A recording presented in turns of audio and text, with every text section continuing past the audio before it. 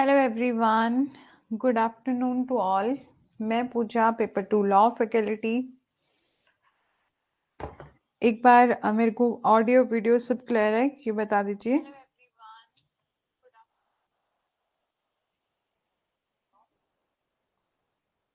मेरे एक्सेस में तो बिल्कुल बढ़िया है।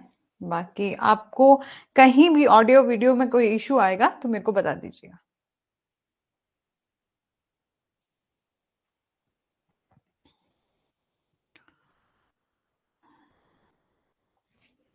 एक दो मिनट वेट कर लेते हैं, तब तक मैं आपको बता दूं ये हमारे फिलर फॉर्म के व्हाट्सएप ग्रुप है, हमारा टेलीग्राम ग्रुप है। इसमें आप कनेक्ट नहीं हुए हैं तो आप ज्वाइन हो जाइएगा। साथ ही साथ बात करते हैं पेपर 1 पेपर 2 के आपके वेरियस कोर्सेज चल रहे हैं, चाहे आप उनको भी ज्वाइन कर लीजिए। साथ ही साथ आपके यदि फ्रेंड सर्कल में किसी में भी हमारा यूजीसी नेट लॉ का कोर्स या कोई भी कोर्स परचेज करना हो तो आप उनको बोल सकते हैं कि आप पूजा 10 कोड का यूज करेंगे, देन आपको 10% ऑफ मिलेगा।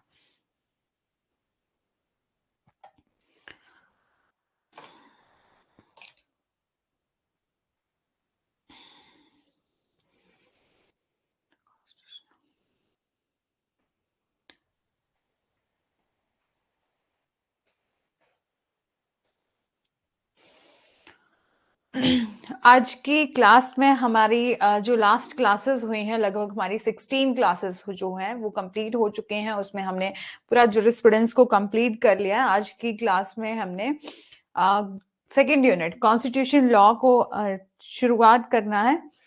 यदि आपको कहीं भी उस फर्स्ट यूनिट में कोई डिफिकल्टी आती है तो आप मेरे से बोल सकते हैं, और कोई भी डाउट होता है तो आप बता दीजिएगा।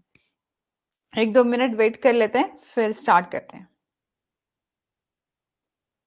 ओके,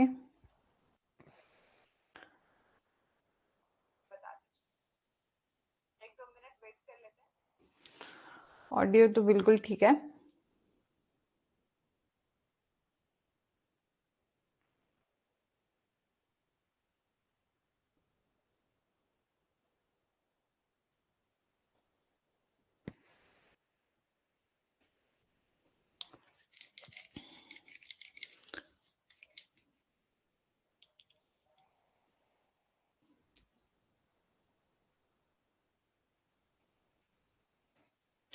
बात करते हैं आज के सब्जेक्ट की इंट्रोडक्शन की।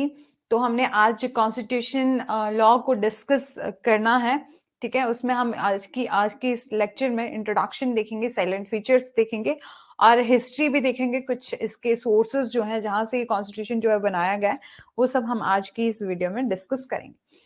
बोला है द कॉन्स्टिट्यूशन ऑफ इंडिया क्या है, हमारा जो भारत का संविधान है, ठीक है, इसका क्या परिचय है, क्या इंट्रोडक्शन है। तो constitution of India is the supreme law of India, ठीक है। ये सुप्रीम लॉ ऑफ इंडिया है, ठीक है।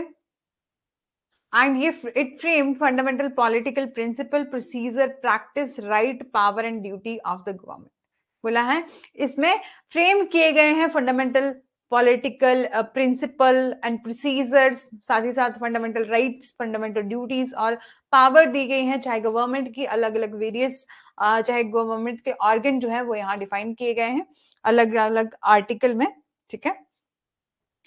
ये इम्पार्ट करता है constitutional supremacy and not parliamentary supremacy को, ठीक है। बोला है जो हमारा कॉन्स्टिट्यूशन है ये संवैधानिक सर्वोच्चता प्रदान करता है, न केवल संसदीय सर्वोच्चता प्रदान करता है, क्योंकि यह संसद द्वारा नहीं बल्कि एक संविधान सभा द्वारा बनाया गया था, ठीक है। जब हम देखेंगे इसका हिस्ट्री देखेंगे और कि कहां से लिया गया है हमारा कॉन्स्टिट्यूशन, कौन कौन से अलग अलग वेरियस सोर्सेज से ये बोरो किया गया है, क्योंकि हमारे देश की जो संविधान सभा है, जिन्होंने हमारी जो कॉन्स्टिट्यूशनल असेंबली थी उस टाइम, कॉन्स्टिट्यूट असेंबली जो थी, उन्होंने संविधान को बनाया था। उन्होंने क्या किया था, अलग अलग वेरियस कॉन्स्टिट्यूशन से, अलग अलग देशों के कॉन्स्टिट्यूशन से बोरो करके ये सारा ही संविधान जो है इतना बड़ा, जिसको कि supreme and lengthy and written constitution जो है वो बोला जाता है, ठीक है। हमारा जो हमारा कॉन्स्टिट्यूशन जो ऑफ इंडिया जो है, जिसमें फंडामेंटल प्रिंसिपल है, प्रोसीजर है, practice, right and power and duty जो है वो दिए गए हैं गवर्नमेंट के। बोला है ये इम्पार्ट करता है कॉन्स्टिट्यूशनल सुप्रीमेसी को एंड पार्लियामेंट्री सुप्रीमेसी को, ठीक है, as it is not created by parliament but by the constitute assembly, कि हमारे कॉन्स्टिट्यूशन ऑफ इंडिया को ना केवल पार्लियामेंट ने नहीं बनाया था बल्कि कॉन्स्टिट्यूट असेंबली ने बनाया था और अडॉप्ट किया था पीपल ने। जब हम अपने कॉन्स्टिट्यूशन का प्रियम्बल देखेंगे तो आप देखेंगे कि हमारे प्रियम्बल में लिखा है we the people of India having solemnly resolve, ऐसे वो शुरू होता है कि हम भारत के लोग, ठीक है, यहां से कि इसीलिए बोला है कॉन्स्टिट्यूशन को हमने बनाया है, we the people of India ने बनाया, अडॉप्ट किया हम पीपल ने, ठीक है, और with a declaration in its preamble parliament can not overwrite it, ठीक है। बात करते हैं फंडामेंटल, हमारा जो इंडियन कॉन्स्टिट्यूशन है वो एक वर्ल्ड लॉन्गेस्ट कॉन्स्टिट्यूशन है इंडियन कॉन्स्टिट्यूशन, ठीक है। कमेंसमेंट हुई थी जब उसके जब हमारा कॉन्स्टिट्यूशन जो है वो बनकर तैयार हो गया था, जब इसको इन्फोर्स किया था तो शुरुआत में 395 उसके आर्टिकल थे, ठीक है, एंड 22 पार्ट थे और 8 शेड्यूल थी, ठीक है। 395 आर्टिकल, 22 पार्ट्स एंड 8 शेड्यूल थे, ठीक है।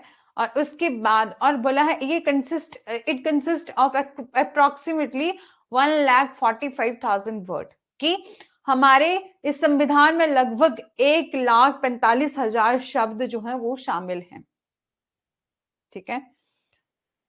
और फिर है कि जो जब हमारा संविधान जो है वो बनाया गया था तो इसको बनाने में 2 वर्ष 11 महीने 18 दिन का समय लगा था। इतना लंबा, इतना बड़ा कॉन्स्टिट्यूशन जो है वो बनाया है, ठीक है। और अभी एट टाइम में currently it has a preamble, ठीक है, एक प्रियम्बल है और 25 पार्ट हैं और 12 शेड्यूल हैं और 5 अपेंडिक्स हैं, ठीक है, और 448 आर्टिकल हैं, 101 अमेंडमेंट है, ठीक है। हिस्ट्री देखते हैं तो हमारे कॉन्स्टिट्यूशन ऑफ इंडिया को अडॉप्ट किया गया था 26 November in the year of 1949. However, it come to effect is 26 January 1950 and 26 January is celebrated as a Republic Day of India. ठीक है, कि हमारे 26 जनवरी को हम जैसे रिपब्लिक डे के रूप में बनाते हैं और उसी दिन हमारे 26 जनवरी को ही हमारा कॉन्स्टिट्यूशन जो है वो इनफोर्स में आया था, इफेक्ट में लाया गया था। यदि आप रिकॉर्डेड भी इस वीडियो को देख रहे हैं तो टाइम नोट कर लीजिएगा, 1:30 जो है वो इसका टाइम है, 2 आवर की क्लास होगी, 1:30 to 3:30 तक हमारी ये क्लास जो है वो चलेगी।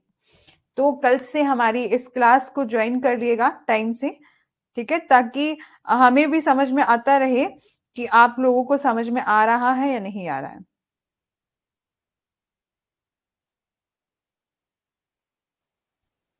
ठीक है, तो हमारा जो बोला, हाँ, हिस्ट्री देख ली तो हमने, तो हमारे कॉन्स्टिट्यूशन की हिस्ट्री क्या है, इसको अडॉप्ट किया था 26 नवंबर 1949 को, ठीक है। और उस दिन जब हम रिपब्लिक डे बनाते हैं, ठीक है, हमारे देश का गणतंत्र दिवस जो है वो बनाया जाता है 26 जनवरी को, तो उसी दिन ये इन्फोर्स हुआ था। ये बनकर तैयार कब हुआ था? 26 नवंबर को, ठीक है, 1949 को, और इन्फोर्स में कब लाया गया था? 26 जनवरी 1950 को, ठीक है, ठीक है। और इसी को बोला है, इसको अडॉप्ट किया था by the constituent assembly, by the doctor V R Ambedkar. कौन थे? चेयरमैन थे ड्राफ्टिंग कमेटी के, और वाइडली इसको इनको कंसीडर किया जाता है आर्किटेक्ट ऑफ द कॉन्स्टिट्यूशन, की हमारे कॉन्स्टिट्यूशन को बनाने वाले आर्किटेक्ट उनको माना गया है, ठीक है। और after the adoption of the Constitution, the Union of India become a contemporary and modern Republic of India, ठीक है। इसीलिए बोला है कि हमारे कॉन्स्टिट्यूशन को बनने में बहुत टाइम लगा था, लगभग 2 वर्ष 11 महीने और 18 दिन का समय जो है लगा था, ठीक है। और साथ ही साथ हमारी जो कॉन्स्टिट्यूशन को बनाया था, ड्राफ्टिंग कमेटी के जो चेयरमैन थे डॉक्टर वी आर अम्बेडकर थे, और उन्हीं को हम क्या बोलते हैं कि उन्होंने और एक और इम्पॉर्टेंट क्वेश्चन कि डॉक्टर वी आर अम्बेडकर ने कौन सा ऐसा आर्टिकल है जिसको heart and soul of the constitution कहा, तो आर्टिकल 32, ठीक है। बहुत ही इंपॉर्टेंट और बहुत ही ज्यादा इंपॉर्टेंट क्वेश्चन और बहुत ही लार्ज नंबर ऑफ क्वेश्चन जो है वो इस यूनिट से पूछे जाते हैं।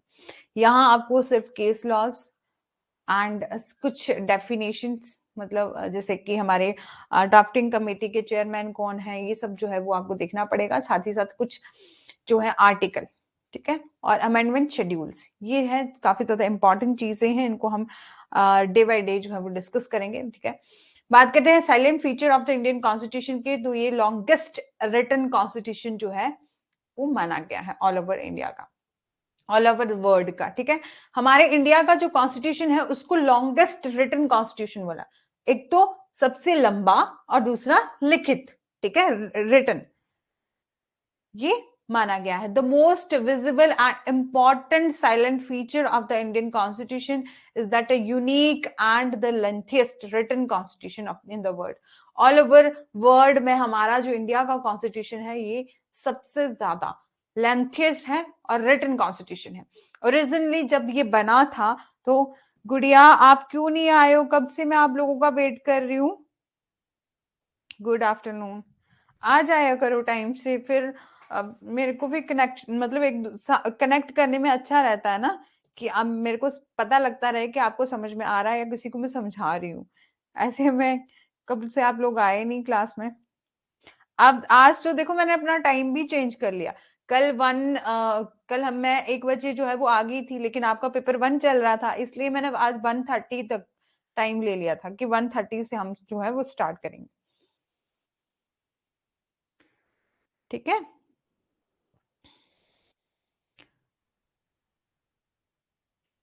तो एक बार दोबारा से बता देती हूँ, बाकी आप एक बार देख लीजिएगा, ठीक है। तो आज जो है हम नेक्स्ट यूनिट सेकंड कॉन्स्टिट्यूशन को स्टार्ट कर रहे हैं, और इसमें हमने कॉन्स्टिट्यूशन का इंट्रोडक्शन देखा। तो हमारे कॉन्स्टिट्यूशन ज्वाइन दिखता नहीं है। अच्छा, ज्वाइन दिखा ही नहीं। बट आप पता क्या करो, वैसे भी मैसेज तो आता है सभी को।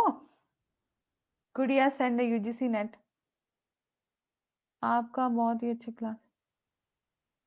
थैंक यू सो मच गुड़िया, आपका बहुत अच्छा फीडबैक है। बट शायद आपको मैसेज नहीं आएगा। बट आप ना एक टाइम नोट कर लो, 1:30 जो है उस पर एक्यूरेट आपको आ जाना है, ठीक है। आज नहीं दिखा या डेली नहीं दिखता है? जो मैंने क्लास शेड्यूल करी होती है ना, आप उसको उसको क्लिक कर दिया करो, नोटिफाई मी कर दिया करो, ठीक है। हाँ, ओके, ठीक है। बात करते हैं कि हम जो है वो नेक्स्ट यूनिट स्टार्ट कर रहे हैं। इंट्रोडक्शन देख ली थी हमने, देख ली अब तक हमने। यदि आपने पीछे मुड़कर देखना होगा आज, अभी बाकी दिन तो आता है ना, कोई बात नहीं, कल आप 1:30 पर एक्यूरेट आ जाइएगा, ठीक है। ऐसे फोन जो ऊपर नोटिफिकेशन आती है ना, वहां पर आ जाता है।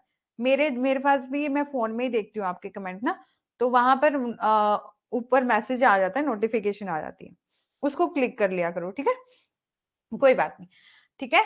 और बोला है कॉन्स्टिट्यूशन ऑफ इंडिया में, ये हमारा supreme law of the India है, इसको फ्रेम किया है, और इसमें हमारे फंडामेंटल राइट्स हैं, पावर्स हैं, ड्यूटी है ऑफ द गवर्नमेंट है, ठीक है। और ये बोला है हमारा जो इंडियन कॉन्स्टिट्यूशन है उसको पार्लियामेंट ने नहीं बनाया, कॉन्स्टिट्यूट असेंबली ने बनाया था, और अडॉप्ट किया था बाय द पीपल, ठीक है, पीपल के द्वारा, ठीक है। और इसको डिक्लेयर किया था with a declaration of preamble, parliament can not override it, ठीक है। और फिर हमने देखा कि जब ये ओरिजिनली बना था तो एक लॉन्गेस्ट कॉन्स्टिट्यूशन था इंडियन कॉन्स्टिट्यूशन। इसके 395 आर्टिकल थे, 22 पार्ट थे और 8 शेड्यूल थी। लेकिन और अप्रोक्सीमेटली इसके वर्ड कितने थे, 1,45,000 जो है इसके वर्ड थे, ठीक है।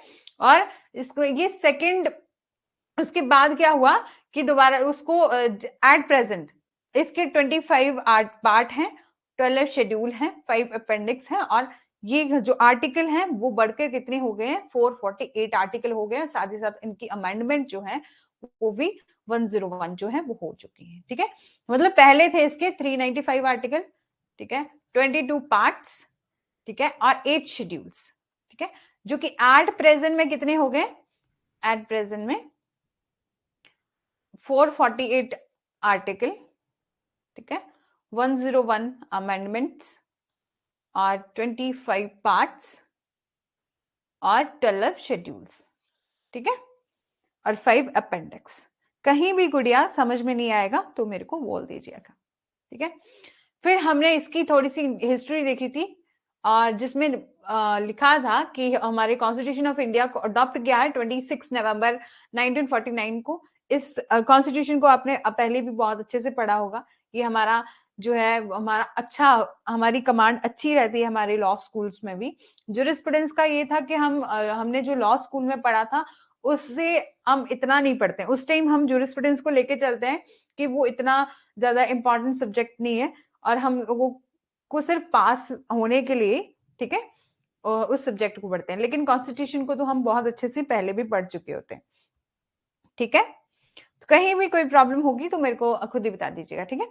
अब हमने हिस्ट्री में देखा कि हमारे 26 नवंबर 1949 को हमारा कॉन्स्टिट्यूशन जो वो बन के तैयार हो गया था, और इसको इन्फोर्स में लाया गया था 26 जनवरी 1950 को, और 26 जनवरी को हम सेलिब्रेट करते हैं रिपब्लिक डे ऑफ इंडिया। और ये अडॉप्ट किया था कॉन्स्टिट्यूशन असेंबली के द्वारा, ठीक है। और डॉक्टर वी आर अम्बेडकर जो है वो ड्राफ्टिंग कमेटी के चेयरमैन हैं, जिन्होंने कॉन्स्टिट्यूशन की ड्राफ्टिंग करी थी, और उन्हें आर्किटेक्ट ऑफ द कॉन्स्टिट्यूशन भी कहा जाता है। ये इंपॉर्टेंट क्वेश्चन है कि आर्किटेक्ट ऑफ द कॉन्स्टिट्यूशन किसे कहा जाता है, तो डॉक्टर बी आर अम्बेडकर को जो कहा जाता है, ठीक है।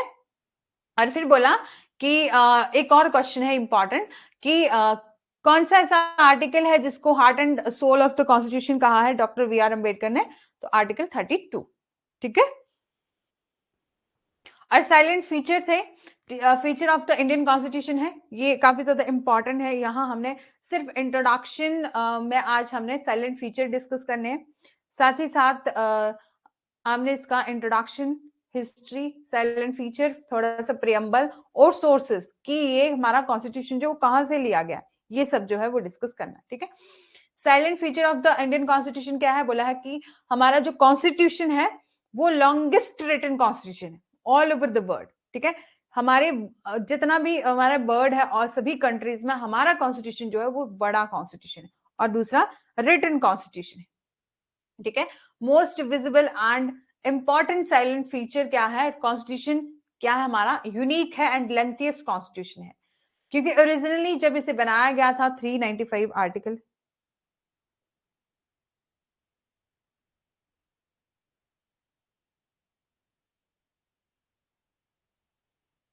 मैम 130 क्या लिखे हैं, ये तो मैं ये लिखी थी कि यदि आप रिकॉर्डेड भी देख रहे हैं तो कल को आप कल की क्लास को ज्वाइन कर लीजिएगा 130 पर, ठीक है, ये लिखा है। क्योंकि पहले कोई आया नहीं था ना, तो फिर मैं अकेली थी, तो फिर मैंने तो बोला था कि यदि आप रिकॉर्डेड भी इस क्लास को देख रहे हैं तो कल टाइम से ज्वाइन हो जाइएगा, ठीक है गुड़िया, ओके। बोला है जब हमारे कॉन्स्टिट्यूशन को बनाया गया था तो 22 पार्ट्स थे, 8 शेड्यूल थे, लेकिन उसके बाद जैसे जैसे टाइम चेंज होता गया, अमेंडमेंट्स आती गई, इसमें 448 आर्टिकल एंड 12 शेड्यूल्स जो हैं वो एट प्रेजेंट है। यहाँ पर ऐसा नहीं होता है कि हमारे कॉन्स्टिट्यूशन हमारे आर्टिकल की संख्या जो है बढ़ा दी गई, ऐसा नहीं है। जैसे कि हमारा कॉन्स्टिट्यूशन है जिसमें आप पंचायती है, पंचायत वो है ना 243 वाला, जिसमें हमने पंचायत से या म्यूनिसिपैलिटी से रिलेटेड जो आर्टिकल है उसमें अमेंडमेंट करी है, और उन आर्टिकल को ज्यादा किया है, तो उस वहां पर 243A है, बी है, ऐसे आर्टिकल जो है वो बनाए गए, ठीक है। उन्हीं सभी को ऐड करके 448 आर्टिकल है, 12 शेड्यूल है एट प्रेजेंट। जो हमारा इंडियन कॉन्स्टिट्यूशन है वो फुली रिटन डॉक्यूमेंट है, ठीक है। हमारा जो कॉन्स्टिट्यूशन है पहले तो बोला फुली रिटन डॉक्यूमेंट है, जिसको इनकॉर्पोरेट किया है various law for a proper management of a country, कि हमारे कॉन्स्टिट्यूशन को जैसे कि आप जानते हैं कि इसको डिफरेंट डिफरेंट कंट्रीज से क्या किया है, बोरो किया गया है। जो हमारा इंडियन कॉन्स्टिट्यूशन है वो कंटेन करता है separate provision of the state, ठीक है। इसमें स्टेट के प्रोविजन भी दिए गए हैं, सेंटर के प्रोविजन भी जो है वो दिए गए हैं, ठीक है। और इनका रिलेशनशिप जी भी जो है, ठीक है। The constitution assembly had borrowed the various provision from the several other constitution of the world, ठीक है, इस जिसको कि बहुत ही डिटेल में बनाया गया है, मतलब हर एक प्रोविजन को। आप देखेंगे कि हमारा कॉन्स्टिट्यूशन जो है वो इतना बड़ा है, ठीक है, यदि इतना बड़ा कॉन्स्टिट्यूशन जो है, जहां पर आपको पहले फंडामेंटल, जैसे कि हमारा इंट्रोडक्शन आ जाता है, फिर उसके बाद हमारा स्टेट आ जाता है, स्टेट की डेफिनेशन आ जाती है, फिर फंडामेंटल राइट आ जाते हैं, फिर फंडामेंटल ड्यूटी आती है, फिर साथ ही साथ हमारे साथ एक जैसे प्रेसिडेंट से रिलेटेड प्रोविजन आ जाते हैं, वाइस प्रेसिडेंट से, मतलब पहले सेंटर को कवर किया गया, फिर स्टेट को कवर किया है, फिर यूनियन टेरिटरी से रिलेटेड भी प्रोविजन है, फिर उन्हीं के बाद हमारा जुडिशरी के प्रोविजन भी है, सुप्रीम कोर्ट, हाई कोर्ट, सभी जो है अलग अलग प्रोविजन जो है वो दिए गए हैं, ठीक है।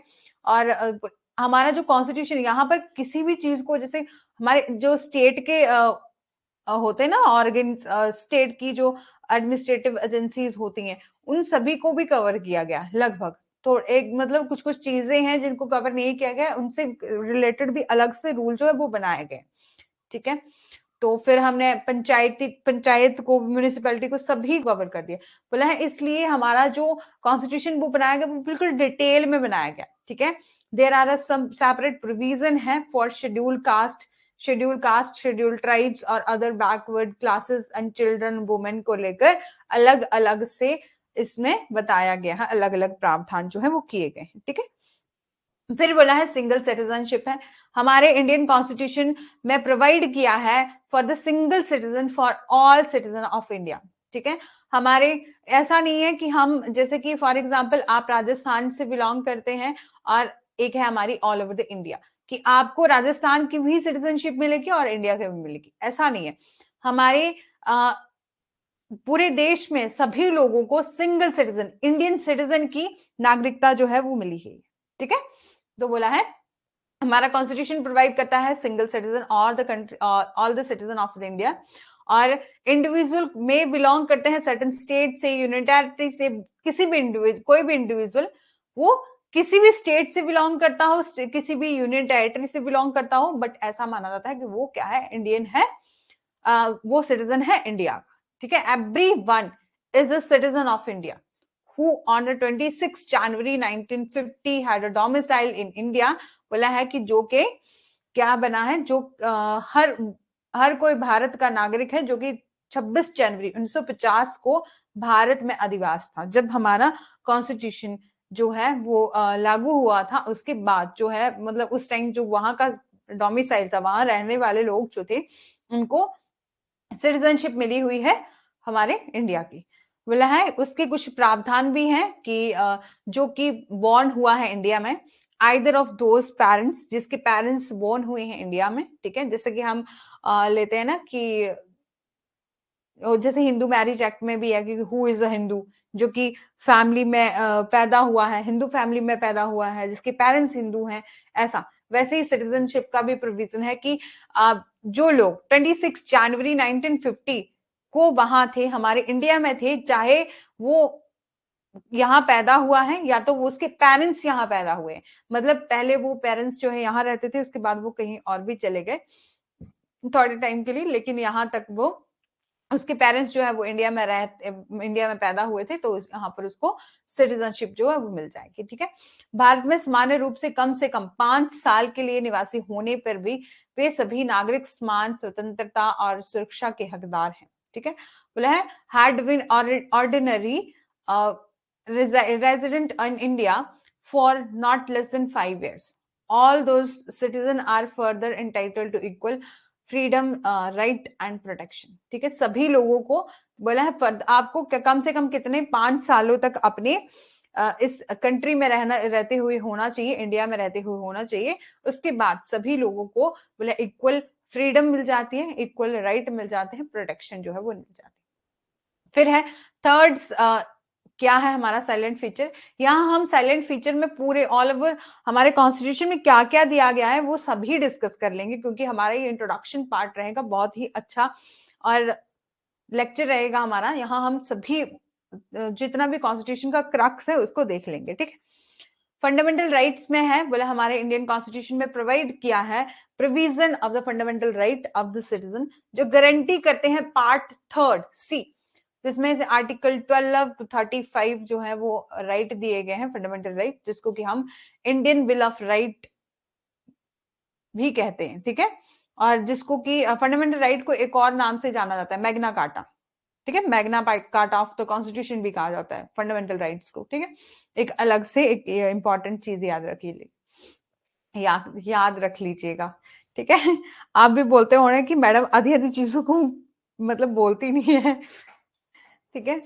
और after the 44th amendment act 1979 had presently 6 fundamental right in our constitution, बोला है कि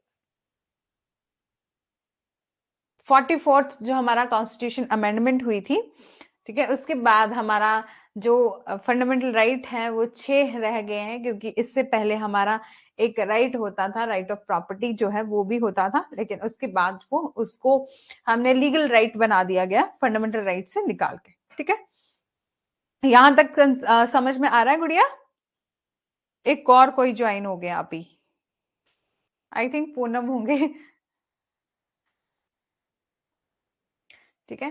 फिर बोला है हमारे कॉन्स्टिट्यूशन में 6 फंडामेंटल राइट हैं, वो कौन कौन से हैं? तो पहला तो बोल दिया राइट टू इक्वालिटी, ठीक है। ये हम कॉन्स्टिट्यूशन कर रहे हैं, कोई भी न्यू आए हैं कोई, तो कॉन्स्टिट्यूशन का हम साइलेंट फीचर देख रहे हैं। इसमें हम सारी ही जितना भी कॉन्स्टिट्यूशन में नेक्स्ट पढ़ेंगे उनको आज ही डिस्कस कर लेंगे। साइलेंट फीचर में रश्मि, रश्मि आप कल से आप लोग टाइम नोट कर लीजिएगा, 1:30 PM पर आपको यहाँ आ जाना है, क्लास को ज्वाइन करना है, ठीक है। गुड आफ्टरनून रश्मि, कल भी नहीं, रश्मि तो कल भी नहीं थे शायद, पता नहीं लगा, कल तो फर्स्ट क्लास थी ना, लेकिन आज मैं बता दे रही हूँ कि 1:30 पर आपको आ जाना है, ठीक है, एक्यूरेट टाइम। कल मैंने पहले तो हमारी 2 क्लासेस हो रही है ना अभी, तो 1 to 3 रखा था टाइम, 2 क्लासेस का इकट्ठा ही, लेकिन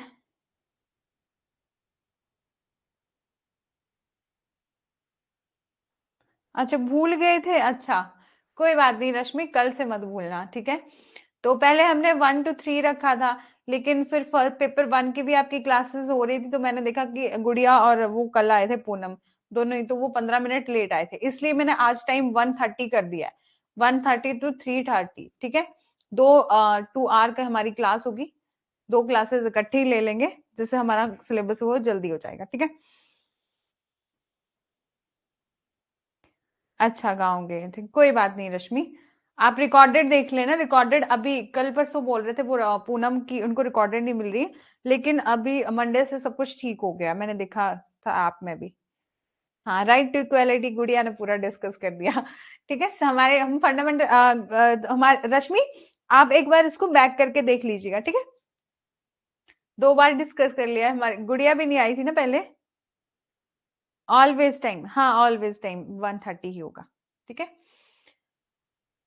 ठीक है, हम साइलेंट फीचर ऑफ कॉन्स्टिट्यूशन देख रहे हैं, जिसमें हमने फर्स्ट कर लिया है लॉन्गेस्ट रिटन कॉन्स्टिट्यूशन, बोला है हमारा इंडियन कॉन्स्टिट्यूशन जो है वो लॉन्गेस्ट है और रिटन कॉन्स्टिट्यूशन है, एक बार रश्मि आप बैक करके देख लीजिएगा, ठीक है। और फिर हमारा कॉन्स्टिट्यूशन जो है इसमें सिंगल सिटीजनशिप का भी प्रावधान है, ये हमने देख लिया है, ठीक है। उसके बाद फंडामेंटल राइट्स जो है वो दिए गए हैं, तो पहले बोला है हमारे पहले कॉन्स्टिट्यूशन में कितने थे, हमारे 7 राइट थे, लेकिन बाद में 44th अमेंडमेंट हुई, जिसमें हमारा राइट टू प्रॉपर्टी एक राइट था, जिसको कि यहाँ से रिमूव करके, फंडामेंटल राइट से रिमूव करके एक लीगल राइट जो है वो बना दिया गया, ठीक है। जो कि हमारा फर्स्ट फंडामेंटल राइट है राइट टू इक्वालिटी, ठीक है, जो प्रोवाइड करता है equality before law and equality of opportunity and equal protection of law की बात करता है। ये क्या करता है, it also and discrimination and abolish untouchability and titles. जब हम फंडामेंटल राइट का टॉपिक पढ़ेंगे तो हम इसको ब्रीफ में डिस्कस करेंगे, एक एक राइट को, एक एक आर्टिकल को, और इसके साथ केस लॉजेस भी देखेंगे, ठीक है। फिर है right to freedom, second fundamental right है, गुड़िया ने सब कुछ लिख दिया है, ठीक है। राइट टू फ्रीडम, जिसमें the fundamental right further 6 kind of freedom बताई गई है, right freedom of speech and expression, freedom to assemble peacefully without arms, की आपको कहीं भी भाषण देने की, अभिव्यक्ति करने की जो है वो स्वतंत्रता है, ठीक है। और साथ ही साथ कहीं भी बिना हथियारों के शांति से आप इकट्ठा हो सकते हैं, आप उसकी भी आपको स्वतंत्रता है। साथ ही साथ बोला है संघ बनाने का, एक फ्रीडम टू फॉर्म एसोसिएट, ठीक है, हाँ, article 14 and article 19 and freedom to form association, ठीक है, हमें संघ बनाने की स्वतंत्रता है, और साथ ही साथ बोला है freedom to move freely in India, हम कहीं भी इंडिया में कहीं भी क्या कर सकते हैं, रह सकते हैं, स्वतंत्र रूप से स्थानांतरित करने की स्वतंत्रता है, ठीक है। Freedom to reside in any part of India, ठीक है, किसी भी हिस्से में हम क्या कर सकते हैं, देश के किसी भी हिस्से में रह सकते हैं। Freedom of adopting any profession, trade और ऑक्यूपेशन, किसी भी पेशे में हम क्या कर सकते हैं, कोई भी काम कर सकते हैं, व्यवसाय कर सकते हैं, व्यापार कर सकते हैं, इन सभी की स्वतंत्रता है। रश्मि, आप कल की क्लास भी देख लीजिएगा, ठीक है, वो हमारा लास्ट क्लास था जूरिस्प्रूडेंस का, इसमें हमने पूरे जूरिस्प्रूडेंस को दोबारा से चार्ट के थ्रू ही डिस्कस किया था, ठीक है। बात करते हैं नेक्स्ट की, freedom of right to freedom of religion. ये जो राइट है, फंडामेंटल राइट, मौलिक अधिकार, ये ग्रांट करता है इंडिविजुअल को राइट टू बिलीव, प्रोफेस और वर्शिप एनी रिलीजन, किसी भी धर्म में विश्वास करने, मानने और पूजा करने का अधिकार जो है वो प्राप्त है, ठीक है। The state does not have a common religion, के स्टेट का कभी बोला है कॉमन रिलीजन नहीं है, ऐसा नहीं है कि हमारे इंडिया में सिर्फ हिंदू ही रहते हैं या मुस्लिम ही रहते हैं। हमारे इंडिया जो है में क्या है, डिफरेंट डिफरेंट रिलीजन के लोग जो है वो इकट्ठे ही रहते हैं, ठीक है। मतलब हमारा बहुत ही बहुधर्मी देश है, जिसमें सभी लोग मिलजुल कर भाईचारे की भावना से रहते हैं, हिंदू मुस्लिम सिख ईसाई आपस में है, भाई भाई का जो है हम अपनाते हैं इस प्रोविजन को, ठीक है। बोला है कि स्टेट का कभी भी बोला है अपना कोई कॉमन रिलीजन नहीं है, ये गारंटी करता है right to establish and maintain any religious institution को, ठीक है। No person can be compelled to follow a particular person, मतलब किसी भी पर्सन को, किसी भी व्यक्ति को किसी विशेष धर्म का पालन करने के लिए मजबूर जो है वो नहीं किया जाएगा, ठीक है। बोला है कल्चर फॉर एंड कल्चरल और एजुकेशनल राइट, हमारा जो नेक्स्ट राइट है, ये फंडामेंटल राइट बोला है गारंटी करता है ऑल माइनॉरिटीज को, minority right to maintain, develop and further teach their the language and culture, ठीक है। कि सांस्कृतिक और हमारा शैक्षणिक अधिकार क्या है, मौलिक अधिकार, सभी अल्पसंख्यक जो भी माइनॉरिटी, माइनॉरिटी को क्या बोला जाता है, अल्पसंख्यक, जो लोग माइनॉरिटी क्या होता है कि मतलब फॉर एग्जाम्पल के लिए, जैसे किसी एरिया में, जैसे हमारे एरिया में क्या है, हिंदू जैसे 100% ले लेते हैं, तो यदि 70% हिंदू हैं और जो है वो 20% जो है वो मुस्लिम है, तो यहाँ मान लिया जाएगा कि यहाँ माइनॉरिटी क्या है, मुस्लिम कम्युनिटी की माइनॉरिटी है। जो भी जिस भी कास्ट या जिस भी रिलीजन या जिस भी कैटेगरी के लोग जो है कम होते हैं, उनको हम माइनॉरिटी जो है वो कंसीडर करते हैं, ठीक है। minority a right to maintain, develop and further teach their language and religion, culture, ठीक है।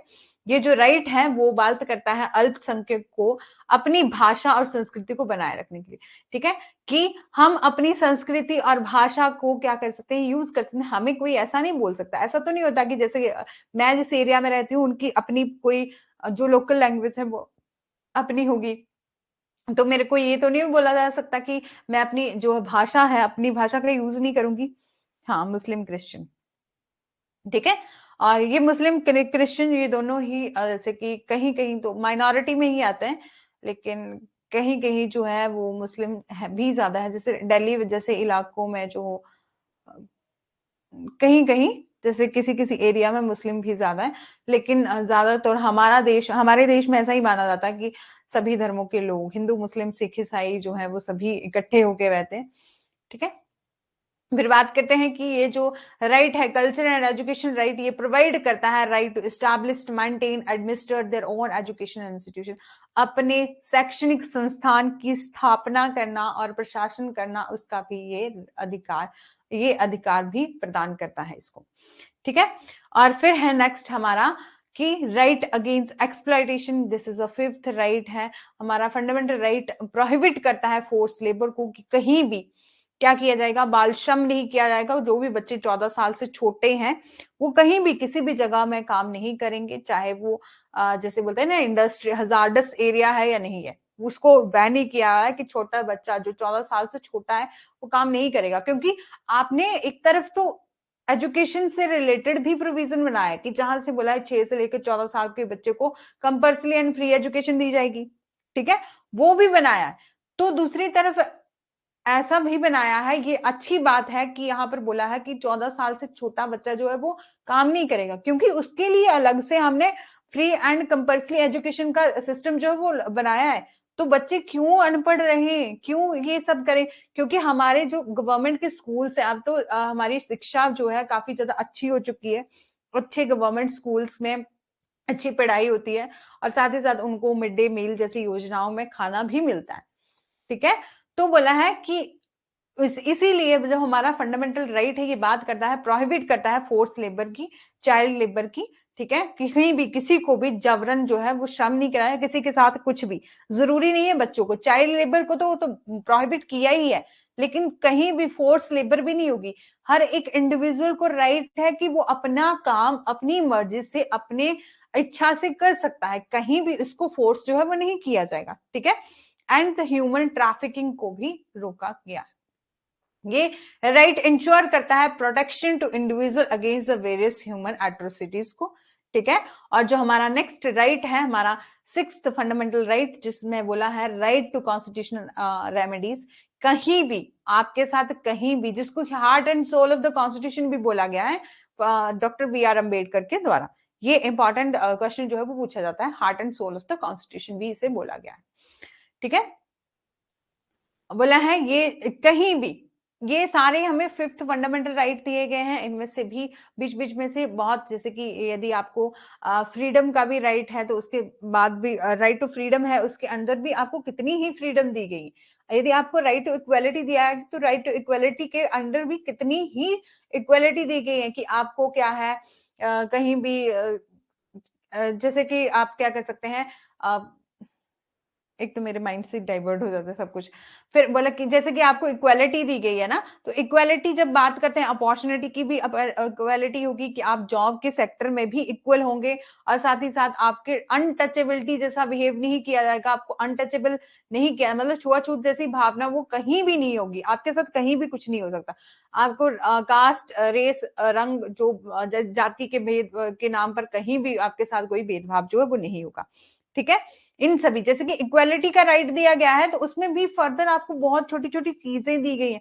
आपके साथ कहीं भी कोई प्रॉब्लम होती है, कोई भी आपका राइट जो है वायलेट होता है, तो आप क्या कर सकते हैं, हमारे आर्टिकल 32 के अंडर क्या है प्रोविजन है, हम कहा जा सकते हैं, supreme court and high court जा सकते हैं। किस लिए? फंडामेंटल राइट के इन्फोर्समेंट करवाने के लिए, ठीक है।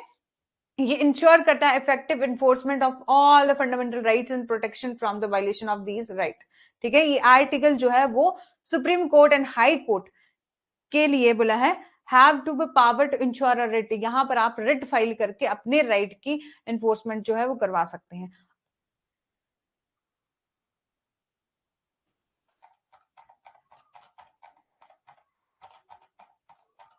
एक मिनट।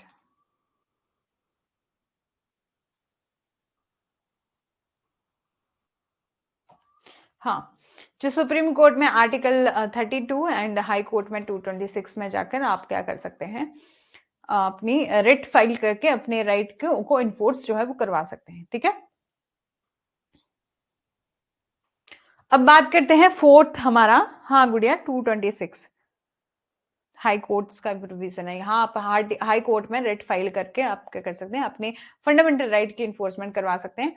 ये था हमारा थर्ड, जैसे कि हमने सिंगल सिटीजनशिप देखा, थर्ड हमारा जो साइलेंट फीचर है वो था हमारा फंडामेंटल राइट। फंडामेंटल राइट को भी हमने डिस्कस कर लिया है। बात करते हैं फंडामेंटल ड्यूटीज को, तो हमारा पार्ट 4A जो है आर्टिकल 51A, जिसमें दिया गया है प्रोविजन फंडामेंटल ड्यूटीज का।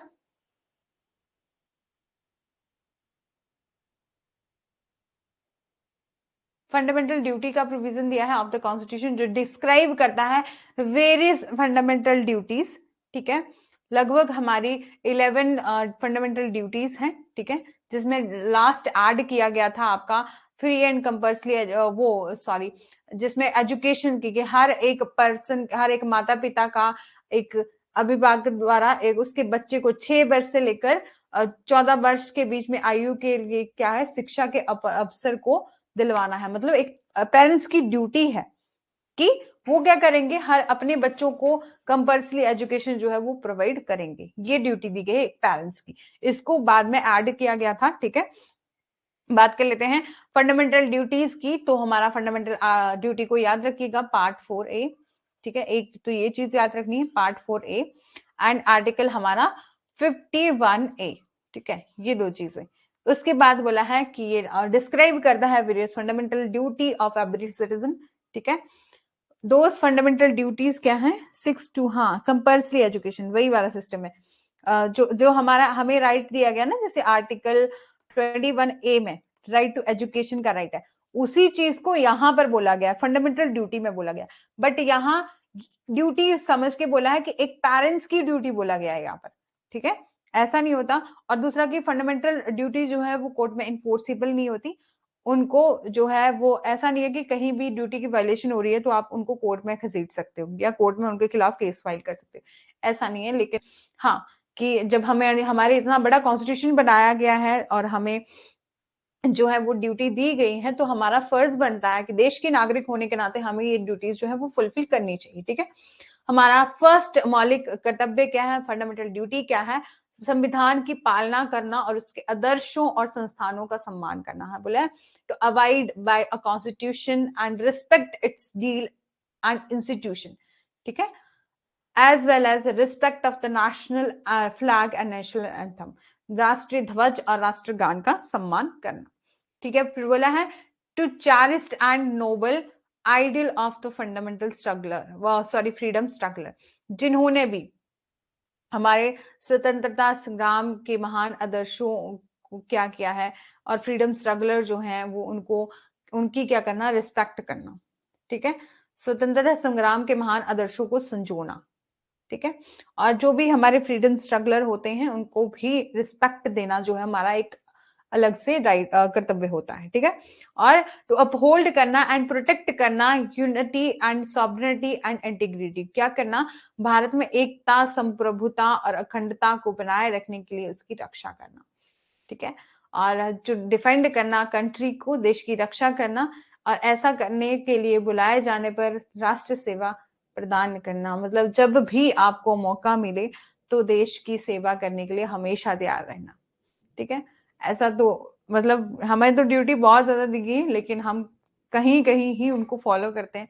ऐसा तो होता नहीं है कि जब भी हम देश की रक्षा करें, अब तो जैसे कि देश की रक्षा तो सबसे बड़ी रिस्पॉन्सिबिलिटी हमारी इंडियन आर्मी और डिफेंस सर्विसेज जो है वो उन्हीं को दी जाती है। लेकिन आजकल तो बहुत जॉब के लिए ही इतने ज्यादा लोग जो है वो इतनी जॉब्स नहीं मिल रही हैं, तो सबसे ज्यादा उनका यही होता है कि यदि आप इंडियन आर्मी या डिफेंस सेक्टर में जाएंगे तो आपको अच्छी बढ़िया जॉब मिल जाएगी, है ना, यही होता है। गुड़िया, रश्मि, समझ में आ रहा है आपको? आप दोनों ना टाइम से क्लास में आ जाइएगा, ऐसे मैं कनेक्ट कर पाती हूँ, अदरवाइज फिर। ठीक है, बात करते हैं नेक्स्ट फंडामेंटल ड्यूटी की। बोला है टू प्रमोट करना harmony and spirit of a common brotherhood की भावना को क्या करना, प्रमोट करना।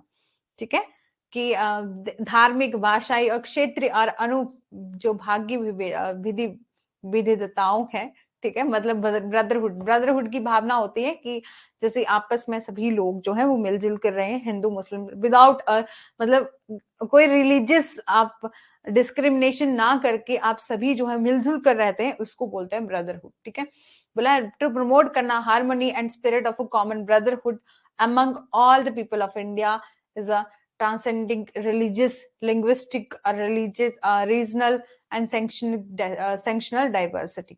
ठीक है, मतलब और बढ़ावा देना महिलाओं की गरिमा के लिए अपमानजनक प्रथाओं का त्याग करना।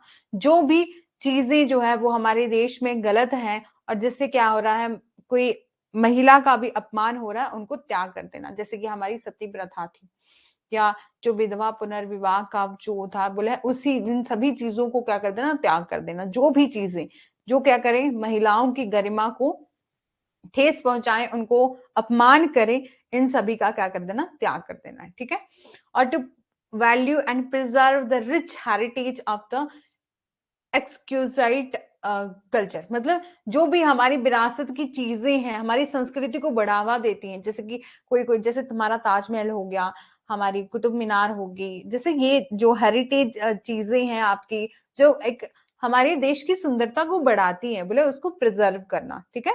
और बोला टू प्रोटेक्ट करना, इम्प्रूव करना natural environment including the forest, lake, river, wild life and have a compassion for a living creature, ठीक है।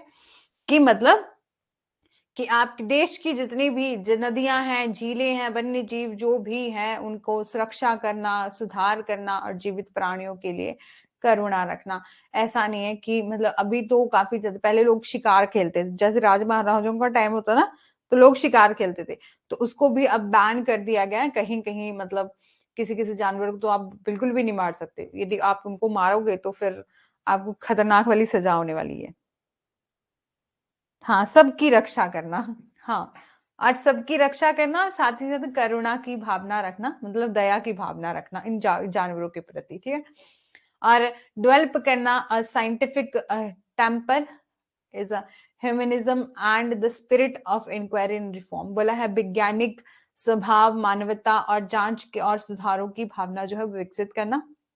फिर बोला सेफ गार्ड करना पब्लिक प्रॉपर्टी को, कि हमारे देश में जो भी पब्लिक प्रॉपर्टी है, ऐसा नहीं है जो कि जैसे फंडामेंटल ड्यूटी बनती है हमारी की, हम क्या करेंगे पब्लिक प्रॉपर्टी की सुरक्षा करेंगे और उसको क्या करेंगे, हिंसा को और हिंसा को छोड़ देंगे, ठीक है।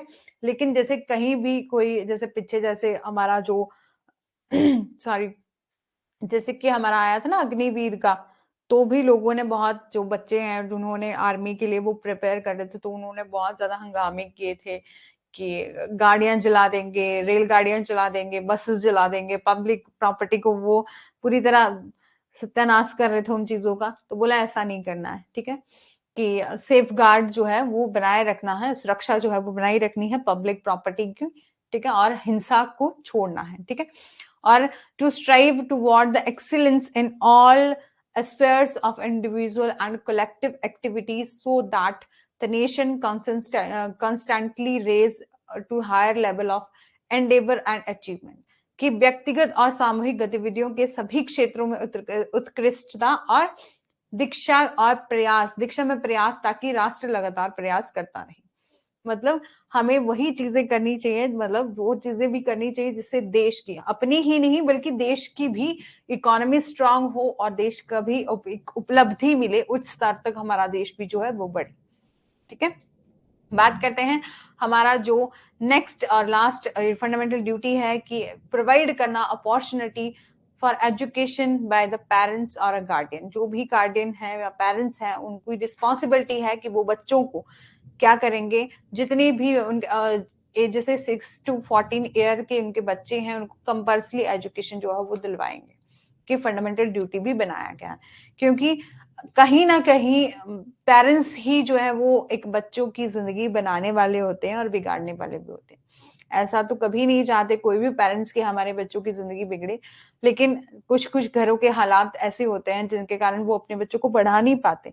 लेकिन बोला है कि अब जो जब गवर्नमेंट ने ही हमारी इतनी स्कीम्स चला दी हैं कि आपको फ्री एंड कंपल्सरी एजुकेशन दी जा रही है, और साथ ही साथ अब तो बहुत ज्यादा स्कॉलरशिप के भी प्रोविजन बनाए गए हैं, ताकि आपको, यदि आप हायर स्टडीज में भी जा रहे हो और आप जो है वो पॉवर्टी लाइन में आते हैं, तो आपको शिक्षा के क्षेत्र में सभी को जैसे फ्री एजुकेशन जो दी जाएगी, साथ साथ स्कॉलरशिप भी दी जाएगी टाइम टू टाइम, ताकि आप जो है हायर स्टडीज जो है वो कर सके, ठीक है। ये थे हमारे फंडामेंटल ड्यूटीज का एक silent feature of the constitution. और फिर हम directive principle of state policies, ठीक है, ये पार्ट 4 है, ठीक है, of the Indian constitution with the deal करता है directive principle of the state policy से। ये this part of the constitution mention करता है certain guideline of the state. ये जो है वो किसी इंडिविजुअल के लिए नहीं है, ऐसा नहीं है कि फंडामेंटल, जैसे कि फंडामेंटल ड्यूटी किसकी है, हमारी है, हम जो देश के नागरिक है ना, उनकी रिस्पॉन्सिबिलिटी है, वो उनकी ड्यूटी बनती है, ठीक है।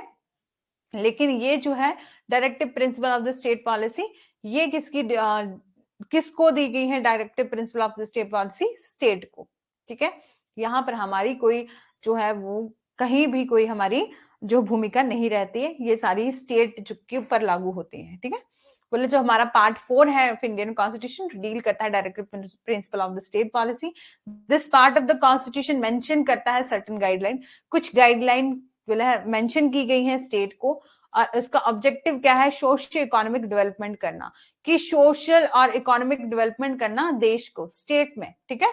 और three government of the all three government of the country, centre, state और लोकल, ठीक है, expected to frame a welfare policy, की बोला है कि इस जो हमारे directive principle of the state policy में क्या दिया गया है, जो भी हमारी थ्री गवर्नमेंट है, जैसे कि पहले आ गया हमारा सेंट्रल गवर्नमेंट, फिर आ गया स्टेट गवर्नमेंट, और जो हमारी लोकल गवर्नमेंट है, ठीक है, लोकल गवर्नमेंट है, ये इससे एक्सपेक्ट किया जाता है कि ये तीनों ही क्या करेंगे, ऐसी पॉलिसीज बनाएंगे जिससे क्या होगा, हमारे वेलफेयर हो सके, जितने भी सिटीजन है, जनता है जो भी देश की, उनको वेलफेयर जो है, उनका बेनिफिट जो है वो हो सके, accordance with the part of the constitution, and however these policies are not enforceable in court of law. और ये पॉलिसी है, ऐसा है कि इन दोनों इन जो ये directive principle of the state policy है, ये कहीं भी इन्फोर्स नहीं होगी कोर्ट में, ठीक है, कि इनको इन्फोर्स नहीं करा जाएगा। ऐसा नहीं है कि कल को directive principle of the state policy की कहीं वायलेशन होती है तो कोर्ट में इन्फोर्स करवाया जा सकता है, तो नहीं करवाया सकता। हमारा फंडामेंटल राइट ही एक बहुत ही बड़ा स्ट्रॉन्ग कंसेप्ट है, और जो बेसिक स्ट्रक्चर के अंडर भी आता है हमारे कॉन्स्टिट्यूशन की, वही उसी को हम क्या कर सकते हैं, वो उसका बहुत बड़ा रोल है, और उसको क्या कर सकते हैं कि आप इन्फोर्स भी करवा सकते हैं, साथ ही साथ आपको राइट हमारे सुप्रीम कोर्ट में भी दिए हैं कि आप डायरेक्ट, ऐसा कभी होता है कि आपको किसी सिंपल कोई केस करना हो और आप क्या करो कि सीधे ही जाके सुप्रीम कोर्ट या हाई कोर्ट में केस कर दो, तो ऐसा नहीं होता। लेकिन आप जब फंडामेंटल राइट की बात करते हैं तो आप डायरेक्ट केस जो है वो कर सकते हैं, ठीक है, सुप्रीम कोर्ट में भी एंड हाई कोर्ट में भी। हाँ रश्मि, पब्लिक वेलफेयर के लिए ये directive principle of the state policy जो है वो है ही पब्लिक वेलफेयर के लिए बोला है। यहाँ पर सिर्फ ये दिया गया है, कुछ गाइडलाइन दी है स्टेट को, ठीक है, स्टेट को गाइडलाइन दी है, और ऑब्जेक्ट की किस लिए, इस ऑब्जेक्टिव से कि वो क्या करें, सोशियो इकोनॉमिक डेवलपमेंट करें, सोशल और इकोनॉमिक डेवलपमेंट। ये जो भी हमारी जो थ्री ऑर्गन है, थ्री गवर्नमेंट है, गवर्नमेंट ऑफ कंट्री है, ठीक है, और हमारा जो सेंटर है, स्टेट है, लोकल है, वो क्या करें, उनसे एक्सपेक्ट किया जाता है कि वो क्या करेंगे, फंडामेंटल राइट कर। हाँ फंडामेंटल राइट, नहीं नहीं फंडामेंटल राइट नहीं करे गुड़िया, ये तो हम साइलेंट फीचर देख रहे हैं। जब हम फंडामेंटल राइट देखेंगे तो फिर हमारे एक दो दिन तो लग ही जाएंगे, क्योंकि हमने उसमें केसेस भी देखने हैं ना। ये तो हम डायरेक्टिव प्रिंसिपल सॉरी वो देख रहे हैं साइलेंट फीचर। इसमें हमने सब आज के लेक्चर में हमारा क्या रहेगा, इंट्रोडक्शन रहेगी, जो हमने देख लिया है, थोड़ी सी हिस्ट्री देख ली, बहुत ज्यादा नहीं करवाई क्योंकि बहुत ज्यादा से क्वेश्चन आते भी नहीं है, ठीक है, आपसे कहाँ पूछा जाएगा कि हमारा जो हिस्ट्री में ज्यादा नहीं पूछा जाता, ठीक है। और फिर हमने साइलेंट फीचर देखेंगे, साइलेंट फीचर में क्या है कि आपको एक ओवरव्यू मिल जाएगा, जैसे कि हमने फंडामेंटल राइट देख लिए और फंडामेंटल ड्यूटी देख ली, अब हम directive principle of the state policy भी देख रहे हैं, ठीक है, उसी के हम अकॉर्डिंग आगे भी डिस्कस करेंगे। कल का हमारा रहेगा एक तो प्रियम्बल, और साथ ही साथ कुछ आर्टिकल भी हम स्टार्ट कर लेंगे, ठीक है। ये सब जो है फिर धीरे धीरे हमें पूरे आर्टिकल लगभग हम या तो 9 या 10 डेज में हमें इसे कंप्लीट करना है, क्योंकि हमारे पास इतना टाइम भी नहीं है ना। बट अब तो ठीक हो गया कि हमें 2 आवर की क्लास मिल गई है, अदरवाइज तो हमारा जैसे एक कितना टाइम हुआ, हाँ एक 1 आवर तो हो ही गया, 1 घंटा तो हो ही गया है, इसमें हमारा ही कंप्लीट नहीं होना था ना। फंडामेंटल ड्यूटी देख ली है, directive principle of the state भी देख लिया, एक एग्जाम्पल भी दिया गया है, यदि आप पढ़ना चाहें तो आपको नोट्स मिल जाएंगे। और रश्मि आपको नोट्स मिल गए, आपने उस दिन बोला था मेरे को नोट्स नहीं मिल रहे हैं।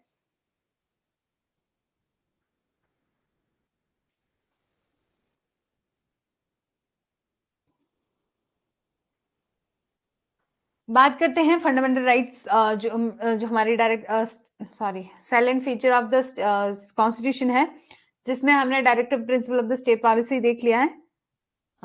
जी मैम, ओके ओके रश्मि आपको मिल गया ना। हाँ हमने ना पूरे जो जूरिस्प्रूडेंस है उसके सभी नोट्स जो है वो अपलोडेड कर दिए, उनमें से आप सभी को देख लीजिएगा, बहुत ब्रीफ में डिस्कस किए। कल जैसे कि हमारा जो लास्ट टॉपिक थे डेवलपमेंट और पोस्ट पॉजिटिविज्म जो है, वो बहुत ही मुश्किल से, मेरे को भी बहुत मुश्किल से मटेरियल मिला। जैसे मैंने जब देखा था ऑनलाइन भी, तब भी उसकी कोई वीडियो भी नहीं थी, ठीक है। और बहुत मुश्किल से ये मटेरियल मिल रहा था, लेकिन कहीं ना कहीं से थोड़ा बहुत मटेरियल जो है वो इकट्ठा किया है और वहां अपलोड किया हुआ है, ठीक है। और यहाँ से बहुत ज्यादा क्वेश्चन भी आते भी नहीं है, इतना भी मेरे को पता है।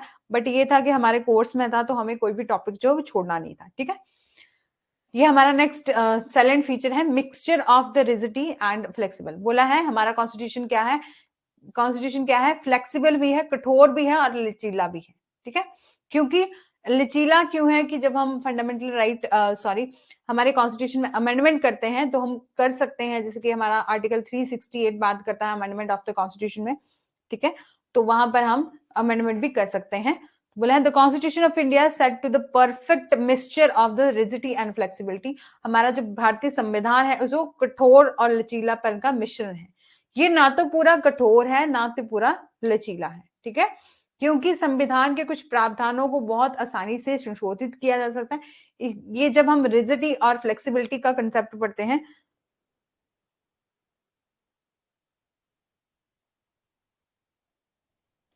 मैम आपने जूरिस्प्रूडेंस बेस्ट स्ट्राइक कर से कर दिया। हाँ, वो तो हमारा कंप्लीट हो गया, लेकिन थैंक यू रश्मि गुड़िया, आप दोनों का भी। एक और आ रहे थे पहले, कौन थे वो, लक्ष्मी।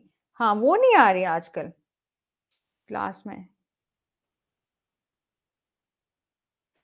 ठीक है। बोला है मिक्सचर, हम मिक्स रिजिडिटी एंड फ्लेक्सिबिलिटी किससे लेते हैं कि हमारे अमेंडमेंट के कैसे प्रोविजन है।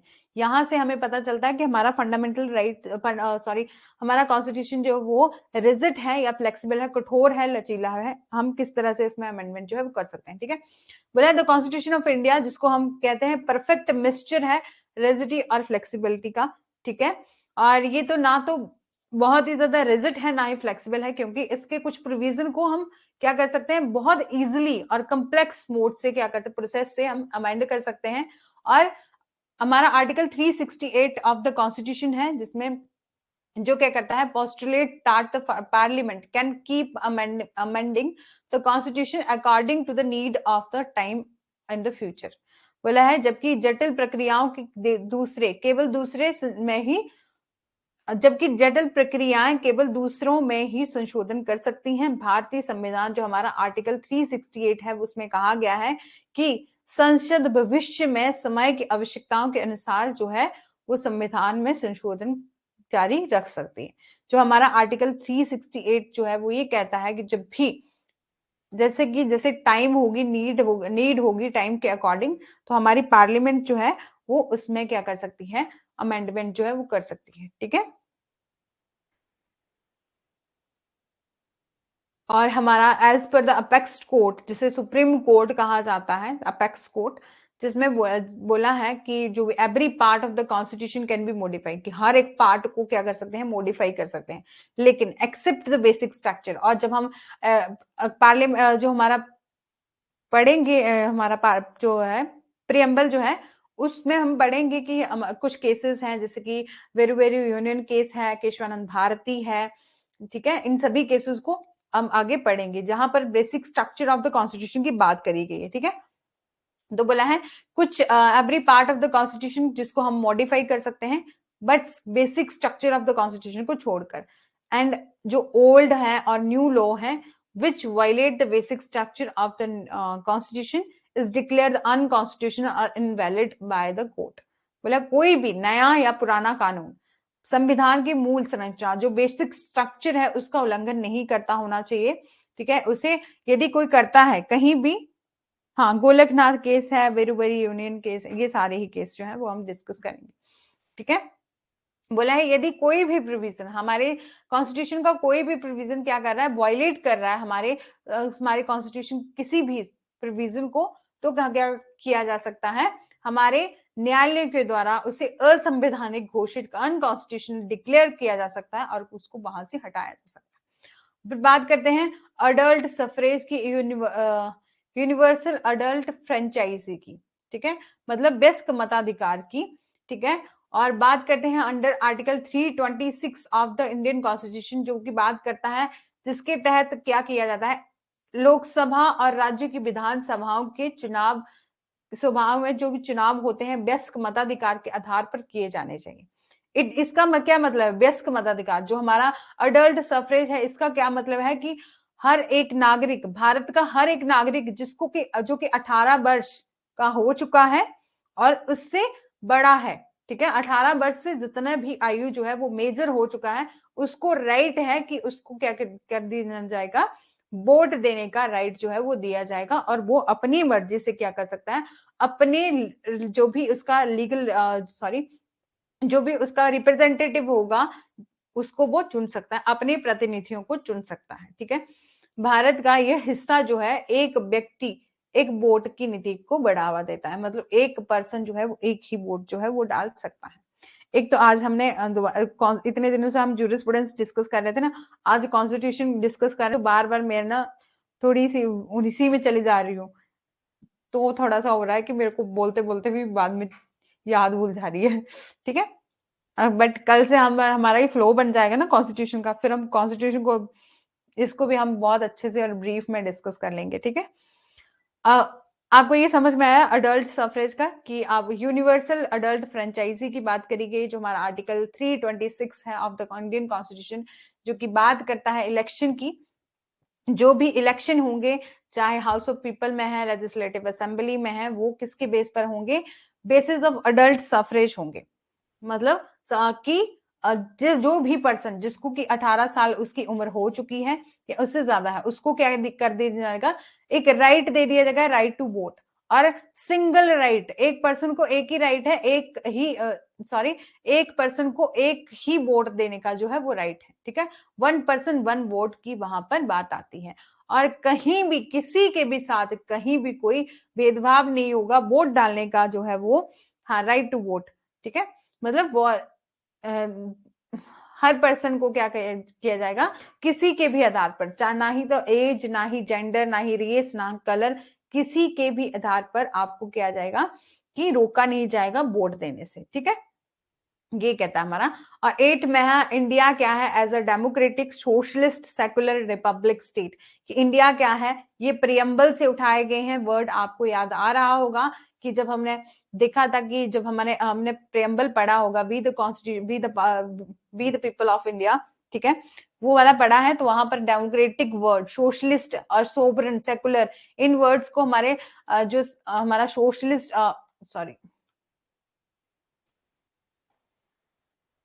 जो हमारा सेकुलर जो हमारा सॉवरन वर्ड है, इनको 42nd अमेंडमेंट से ऐड किया गया है, जिसको कि मिनी कॉन्स्टिट्यूशन ऑफ इंडिया भी कहते हैं, ठीक है।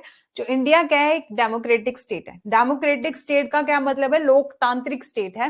मतलब यहाँ पर कोई भी पर्सन अपना रिप्रेजेंटेटिव जो है वो खुद से चुन सकता है, खुद से वो अपनी मर्जी से किसी भी पर्सन को वोट डाल सकता है, किसी भी पर्सन को अपना रिप्रेजेंटेटिव जो है वो चुन सकता है, ठीक है। और जो गवर्नमेंट है वो रिस्पॉन्सिबल होगी टू द पीपल, जिन लोगों ने उनको क्या किया है, चुनाव में जिताया है, उनके लिए रिस्पॉन्सिबल होगी, उनके लिए काम करेगी, ठीक है। ये था हमारा डेमोक्रेटिक।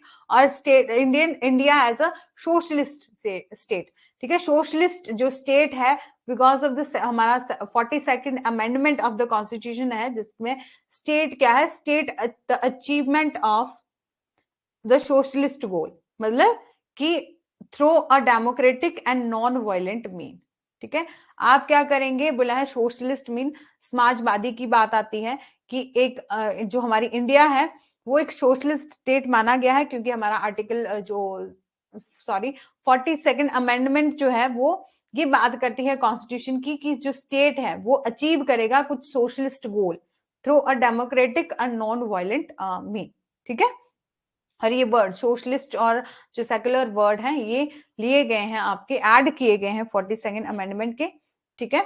और इसको मिनी कॉन्स्टिट्यूशन ऑफ इंडिया भी कहा जाता है 42nd अमेंडमेंट को, ठीक है। ये भी क्वेश्चन है, वो याद रखिएगा।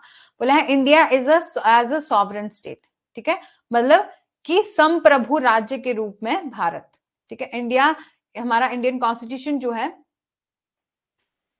State that the India is a sovereign state, उसमें कहा गया है कि भारत जो है वो एक संप्रभु राज्य है, क्योंकि ये पूरी तरह से स्वतंत्र नहीं है, सॉरी, ये पूरी तरह से स्वतंत्र है और यह किसी थर राज्य के नियंत्रण में नहीं है। यह बिना किसी बाहरी ताकत और अपने सभी आंतरिक और बाह्य मामलों को स्वतंत्र रूप से प्रतिबंधित करता है।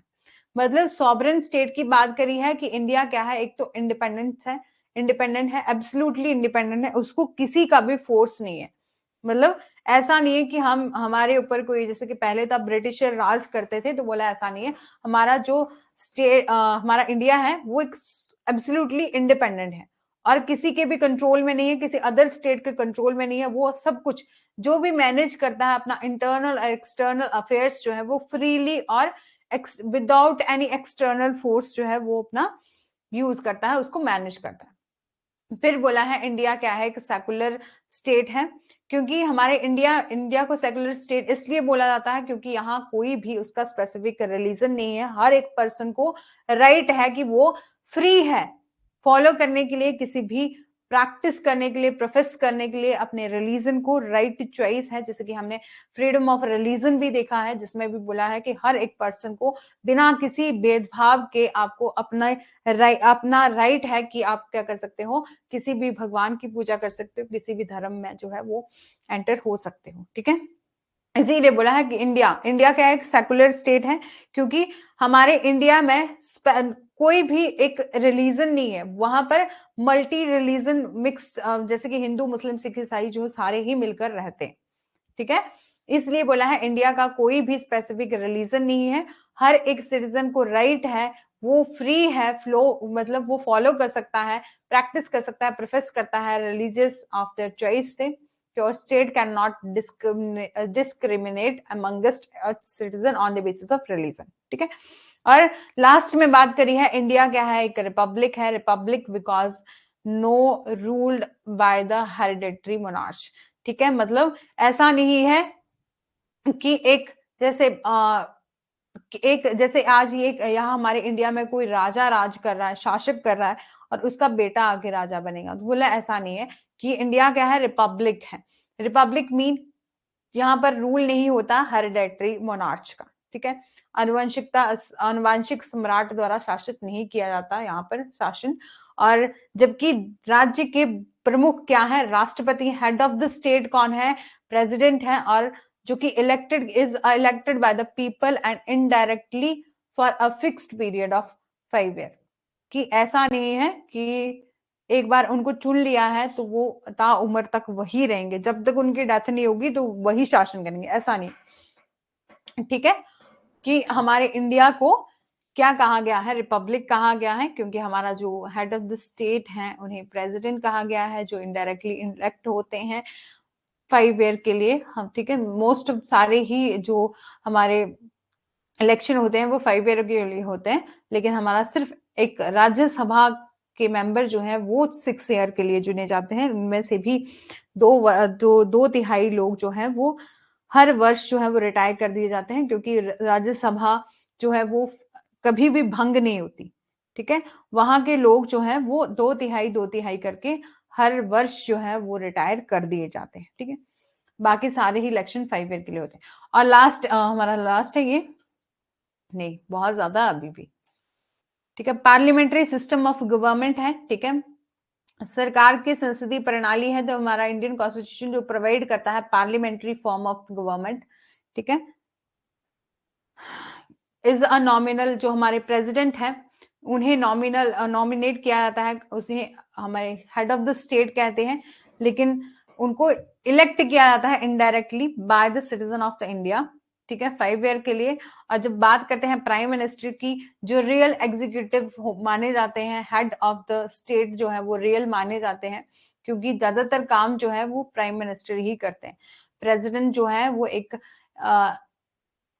जैसे कहते हैं ना कि नाम मात्र मुखिया।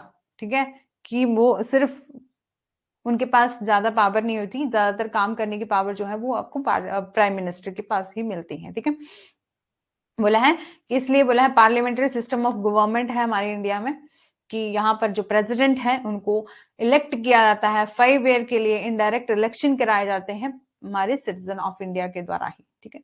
और जो प्राइम मिनिस्टर है वो real executive, the head of the state जो है वो माने जाते हैं, कलेक्टिवली रिस्पॉन्सिबल होते हैं दोनों ही। Management of the council of minister, जो प्राइम मिनिस्टर है वो and the council of minister जो है directly elected by the citizen and their respective constituency. कि आपने देखा होगा कि आप जब भी प्रेसिडेंट के इलेक्शन होते हैं तो आप खुद वोट नहीं डालते, जो हमारे द्वारा चुने गए लोग, जब हम जो उनका कोलिजियम है जब वहां पढ़ेंगे तो वहां हम देखेंगे कि हमारे जो प्रेसिडेंट के इलेक्शन होते हैं तो वहां कौन कौन जाते हैं, कि एक तो हमारे द्वारा चुने गए एमएलएस, ठीक है, एमपीज, ठीक है, मेंबर ऑफ पार्लियामेंट, ठीक है, एमपीज और एमएलएस, ठीक है, दोनों ही पार्लियामेंट के सदनों के, दोनों ही राज्यसभा और हमारे लोकसभा दोनों के मेंबर जो हैं वो फिर वो सारे ही मिलकर, फिर यूटीज के भी मेंबर मिलकर, फिर कहीं कहीं जैसे कि हमारे जैसे मैं बात करूं तो हमारे हिमाचल में सिर्फ एक ही असेंबली है, विधानसभा है, कहीं कहीं विधान परिषद भी होती है, उसको भी वो सारे ही लोग क्या करते हैं, डायरेक्ट वोट डालते हैं प्रेसिडेंट को, और प्रेसिडेंट को जो है वो इलेक्ट करते हैं, ठीक है। जब आपने देखा होगा कि प्राइम मिनिस्टर की बात करते हैं तो हमारे लोकसभा के इलेक्शन जो है वो डायरेक्ट किए जाते हैं, ठीक है। हम लोग खुद डायरेक्ट ही क्या करते हैं, वोट डालते हैं और उनको चुनते हैं।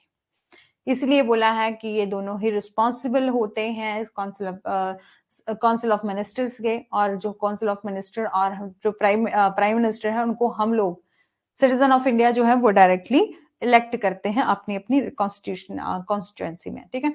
बात करते हैं इंडिपेंडेंट जुडिशरी की, तो इंडिया क्या है कि इंडिया की जुडिशरी जो है वो फ्री है फ्रॉम इंफेरेंस, मतलब ये गवर्नमेंट से कहीं भी रिलेट नहीं करती, मतलब जैसे कि हमारे ऑर्गन है, ऑर्गन ऑफ गवर्नमेंट किसे बोला गया है, जो हमारे 3 ऑर्गन है, एग्जीक्यूटिव, लेजिस्लेचर और जुडिशरी। जो जुडिशरी है वो एक मेन अलग अलग फंक्शन, जैसे एग्जीक्यूटिव का अपना काम होता है, लेजिस्लेचर का अपना काम होता है, जुडिशरी का अपना होता है, ठीक है। तो हमारी जुडिशरी जो है वो एक फ्री फ्रॉम इन्फेरेंस है, उसको कहीं भी सरकार के अदर ऑर्गन्स जो भी हमारे लेजिस्लेटर और एग्जीक्यूटिव है उनसे बिल्कुल अलग है, और उसमें कोई भी इंटरफेयर नहीं कर सकता, क्योंकि आप जानते हैं कि सुप्रीम कोर्ट, हमारी जो जुडिशरी का सिस्टम है वो बिल्कुल अलग है। हमारे में कभी भी आपने देखा होगा, जैसे कि आप जुडिशरी का कहीं कभी एग्जाम दो तो उसका एग्जाम गवर्नमेंट नहीं बल्कि हाई कोर्ट्स के द्वारा कंडक्ट किया जाता है, ठीक है।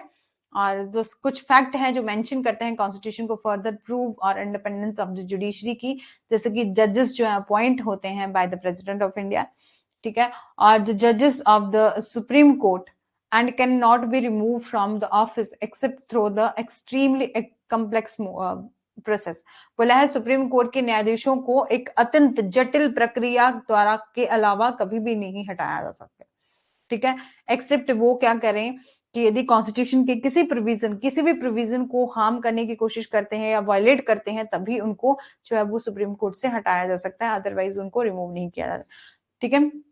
और प्रेसिडेंट के जो हायर अथॉरिटी, प्रेसिडेंट जैसे कि हमारे फर्स्ट सिटीजन माने जाते हैं हम ऑल ओवर द कंट्री के, वो क्या करते हैं, इलेक्ट करते हैं हमारे जजेस को, चाहे सुप्रीम कोर्ट के हो या आप हाई कोर्ट की बात कर लेते हैं, ठीक है। फिर फर्दर तो बाकी जजेस को, जैसे कि आप जूनियर जजेस की होते हैं ना, जैसे हमारे जो लोअर जुडिशरी के एग्जाम होते हैं उनको तो फिर फर्दर जो जैसे कि हमारे डिस्ट्रिक्ट जज होते हैं उनको कौन अपॉइंट करता है, और उनको जब भी उनका एग्जाम वगैरह हो जाता है तो उसके बाद किसके द्वारा उनको दिया जाता है ओथ, और जो वो हाई कोर्ट के जज के द्वारा दिया जाता है, ठीक है। लेकिन हम जैसे वो तो फ्लो बना हुआ है ना, लेकिन जो हमारे सुप्रीम कोर्ट के जज हैं उनको अपॉइंट किया जाता है प्रेसिडेंट ऑफ इंडिया के द्वारा, और सैलरीज जो होती हैं जजेस की बहुत ही हाई होती है और बहुत ज्यादा काम भी होता है है ना, कि हमारे जुडिशरी का बहुत ही ज्यादा मतलब बहुत सारे काम बहुत ज्यादा होता है,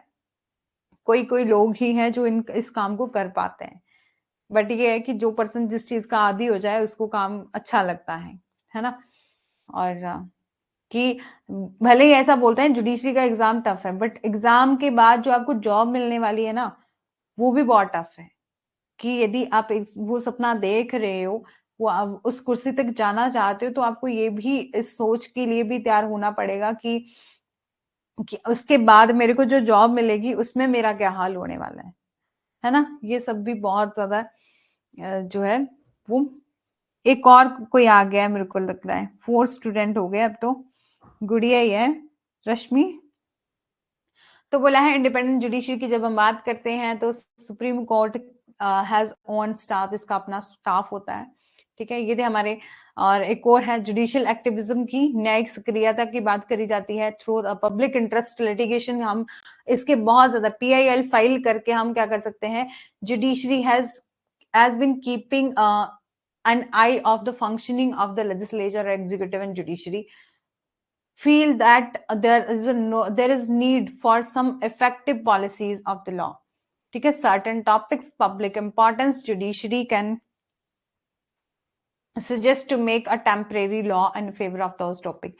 बोला है कभी भी, चाहे इन्वायरमेंट का मुद्दा हो या कभी भी पब्लिक इंटरेस्ट, पब्लिक के हित में कहीं भी कोई मुद्दा उठे तो क्या कर सकते हैं, PIL फाइल करके। जैसे देखा है ना कि आपने, जैसे हमारे जो कभी भी कोई इन्वायरमेंट, MC मेहता ने भी कितनी ही ज्यादा PIL फाइल करके केसेस की जो है वो फाइल करे हैं। उसके बाद उनकी जजमेंट को हम पढ़ते हैं, MC Mehta versus state of union of India, इन सभी केसेस को। ये सारे केस जो है वो, जो भी केस जो पब्लिक से डील करते हैं, पब्लिक इंटरेस्ट से डील करते हैं, और वो उन सभी को PIL के थ्रू जो है वो फाइल किया जाता है। कोई भी कर सकता है, कोई भी high court and supreme court का।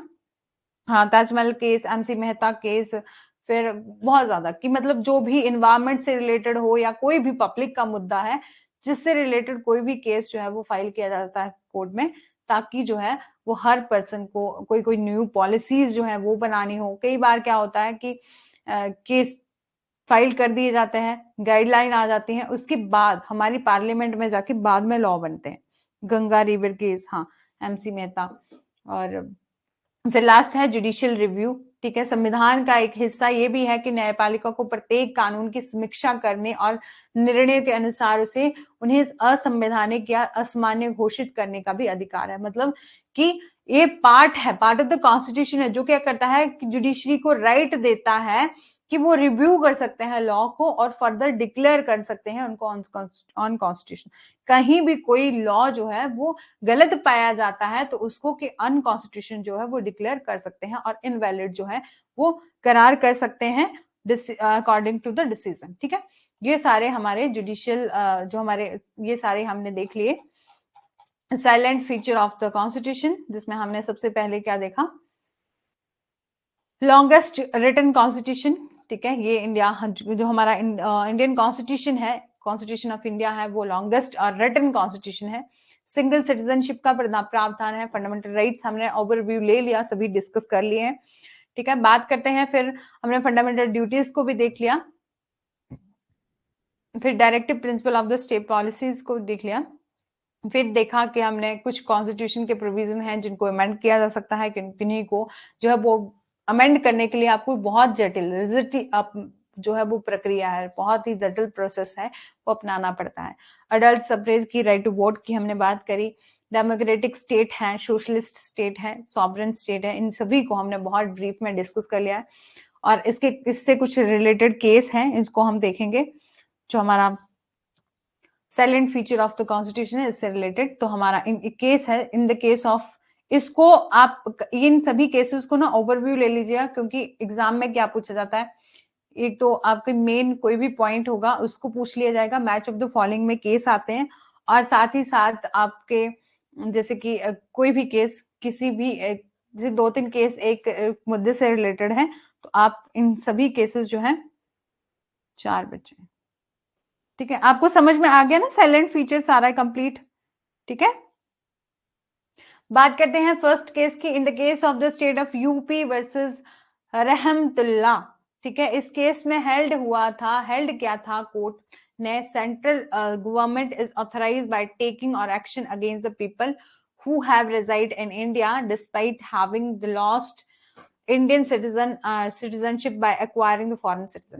बोला है इस केस में क्या कहा था, जो हमारा state of UP versus Rahmatullah जो केस है, जिसमें कहा था कि सेंट्रल गवर्नमेंट के पास क्या है, पावर है, उन लोगों के खिलाफ कार्रवाई करने की जो कि क्या है, अधिकृत करने के लिए अधिकृत है, जो विदेशी नागरिकता प्राप्त करके भारतीय नागरिकता खोने के बावजूद भारत में रह रहे हैं।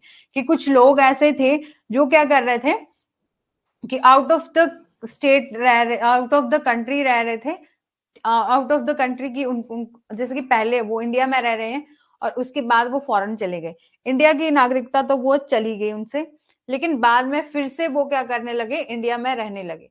तो बोला है कि सेंट्रल गवर्नमेंट के पास क्या है, अथॉरिटी है कि वो क्या कर सकते हैं, एक्शन ले सकते हैं अगेंस्ट द पीपल जो कि इंडिया में रह रहे हैं, हु रिजाइड इन इंडिया। किसके लिए, जिन और उसके बाद भी वो इंडिया में रह रहे हैं, किसके बाद भी, जब उन्होंने अपनी सिटीजनशिप जो है वो खो दी है, ठीक है, फॉरेन कंट्री की उन्होंने ले ली है। और फिर एक और केस है, इन द केस ऑफ, ये सारे ही केस जो हैं वो रिलेट करते हैं silent feature of the constitution के, ठीक है। गुड़िया, रश्मि, समझ में आ रहा है आपको? जो कोई भी न्यू ऐड हुआ है उससे मैं कहूंगी यदि आप दोबारा से इसको शुरू से लेक्चर को देख लीजिएगा रिकॉर्डेड वीडियो में, ठीक है। बात करते हैं in the case of the Keshavananda Bharati versus state of Kerala का एक मामला है जिसमें मौलिक जो हमारा फंडामेंटल राइट है उसको were are the part of the basic structure of the constitution जो है वो कहा गया है। एक मिनट वेट करिएगा।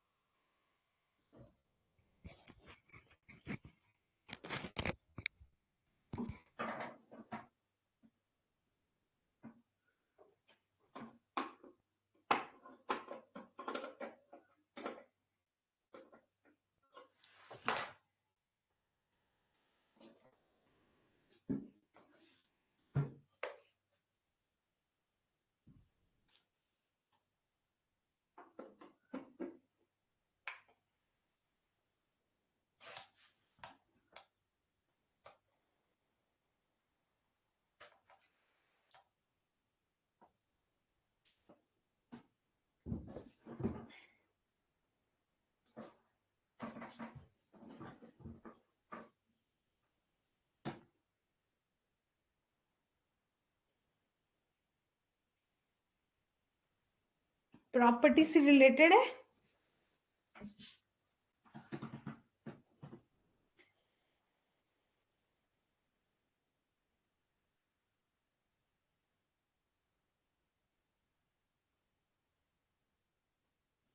मतलब in the case of the Keshavananda Bharati versus state of Kerala में हम देखते हैं कि इसमें बोला हेल्ड क्या था कि फंडामेंटल राइट क्या है, एक are the part of basic structure. कि हमने केशवानंद भारती का केस, अच्छा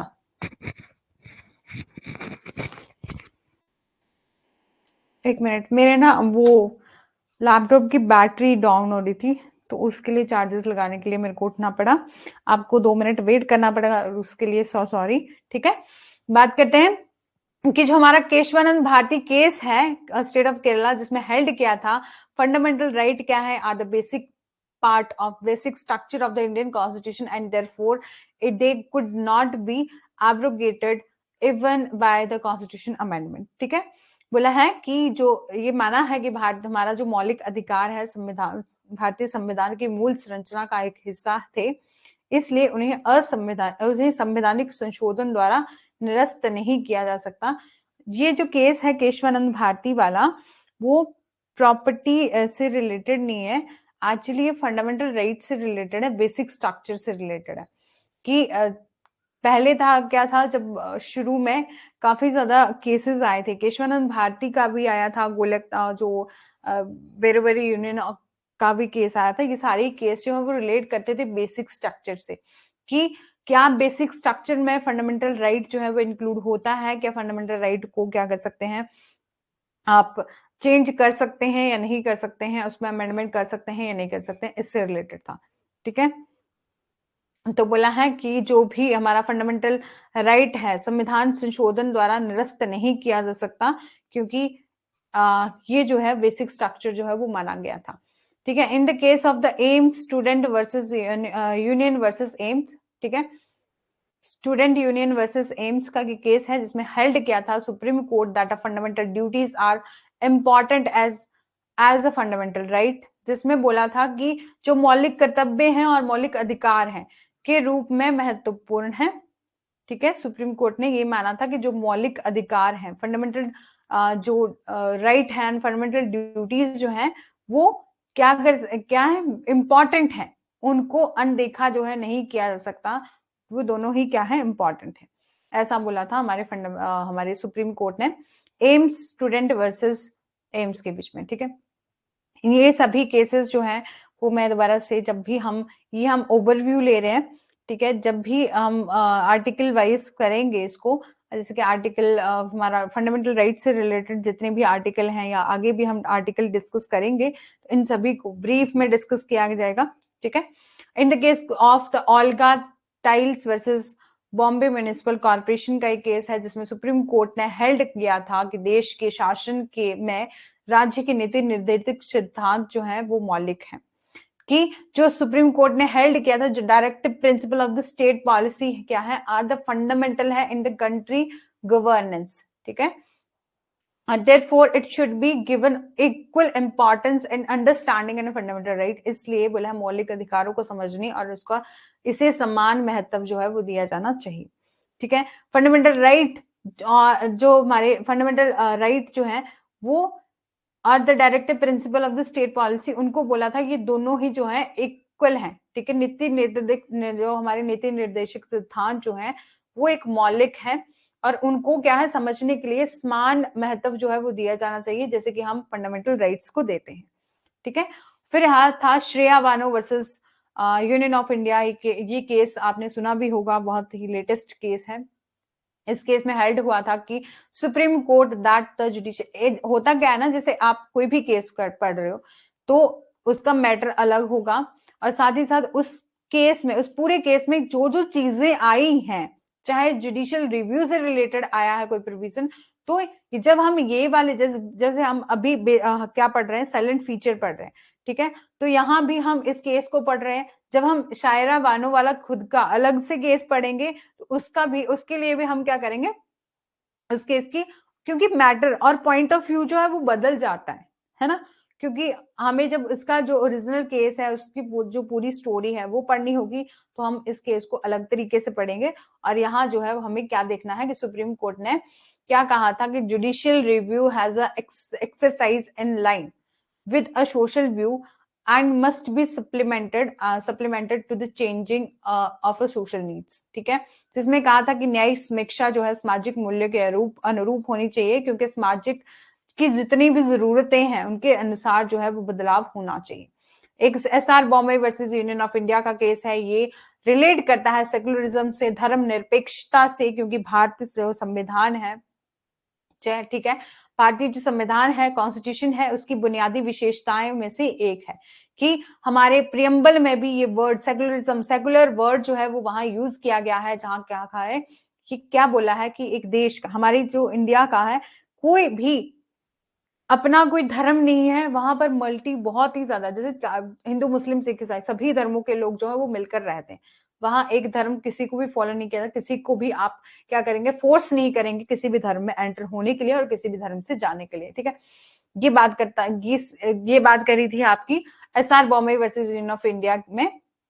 ठीक है, जहां पर मेंशन किया है and also mention that the religion are equal for the concept of secularism. ठीक है, बात करते हैं next case, Indira Nehru Gandhi versus Raj Narain का केस था, जिसमें बोला था state will not discriminate any citizen on the basis of religion, कि स्टेट जो है वो कहीं भी किसी भी बेसिस पर क्या करेगी, डिस्क्रिमिनेट नहीं करेगी, क्या करेगी, और भेदभाव जो है वो नहीं करेगी on the basis of religion के ऊपर।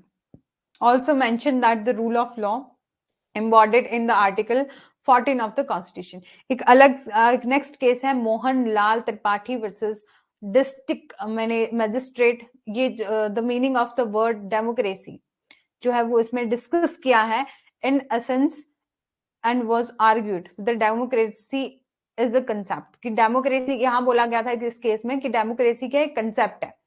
ठीक है, एक राजनीतिक दर्शन जो है, ठीक है, लोकतंत्र एक अवधारणा है, ऐसा बोला था। एक पॉलिटिकल फिलॉसफी जो है वो डेवलप करती है by the many culturally and politically mature nation through a direct or indirect representative। ठीक है।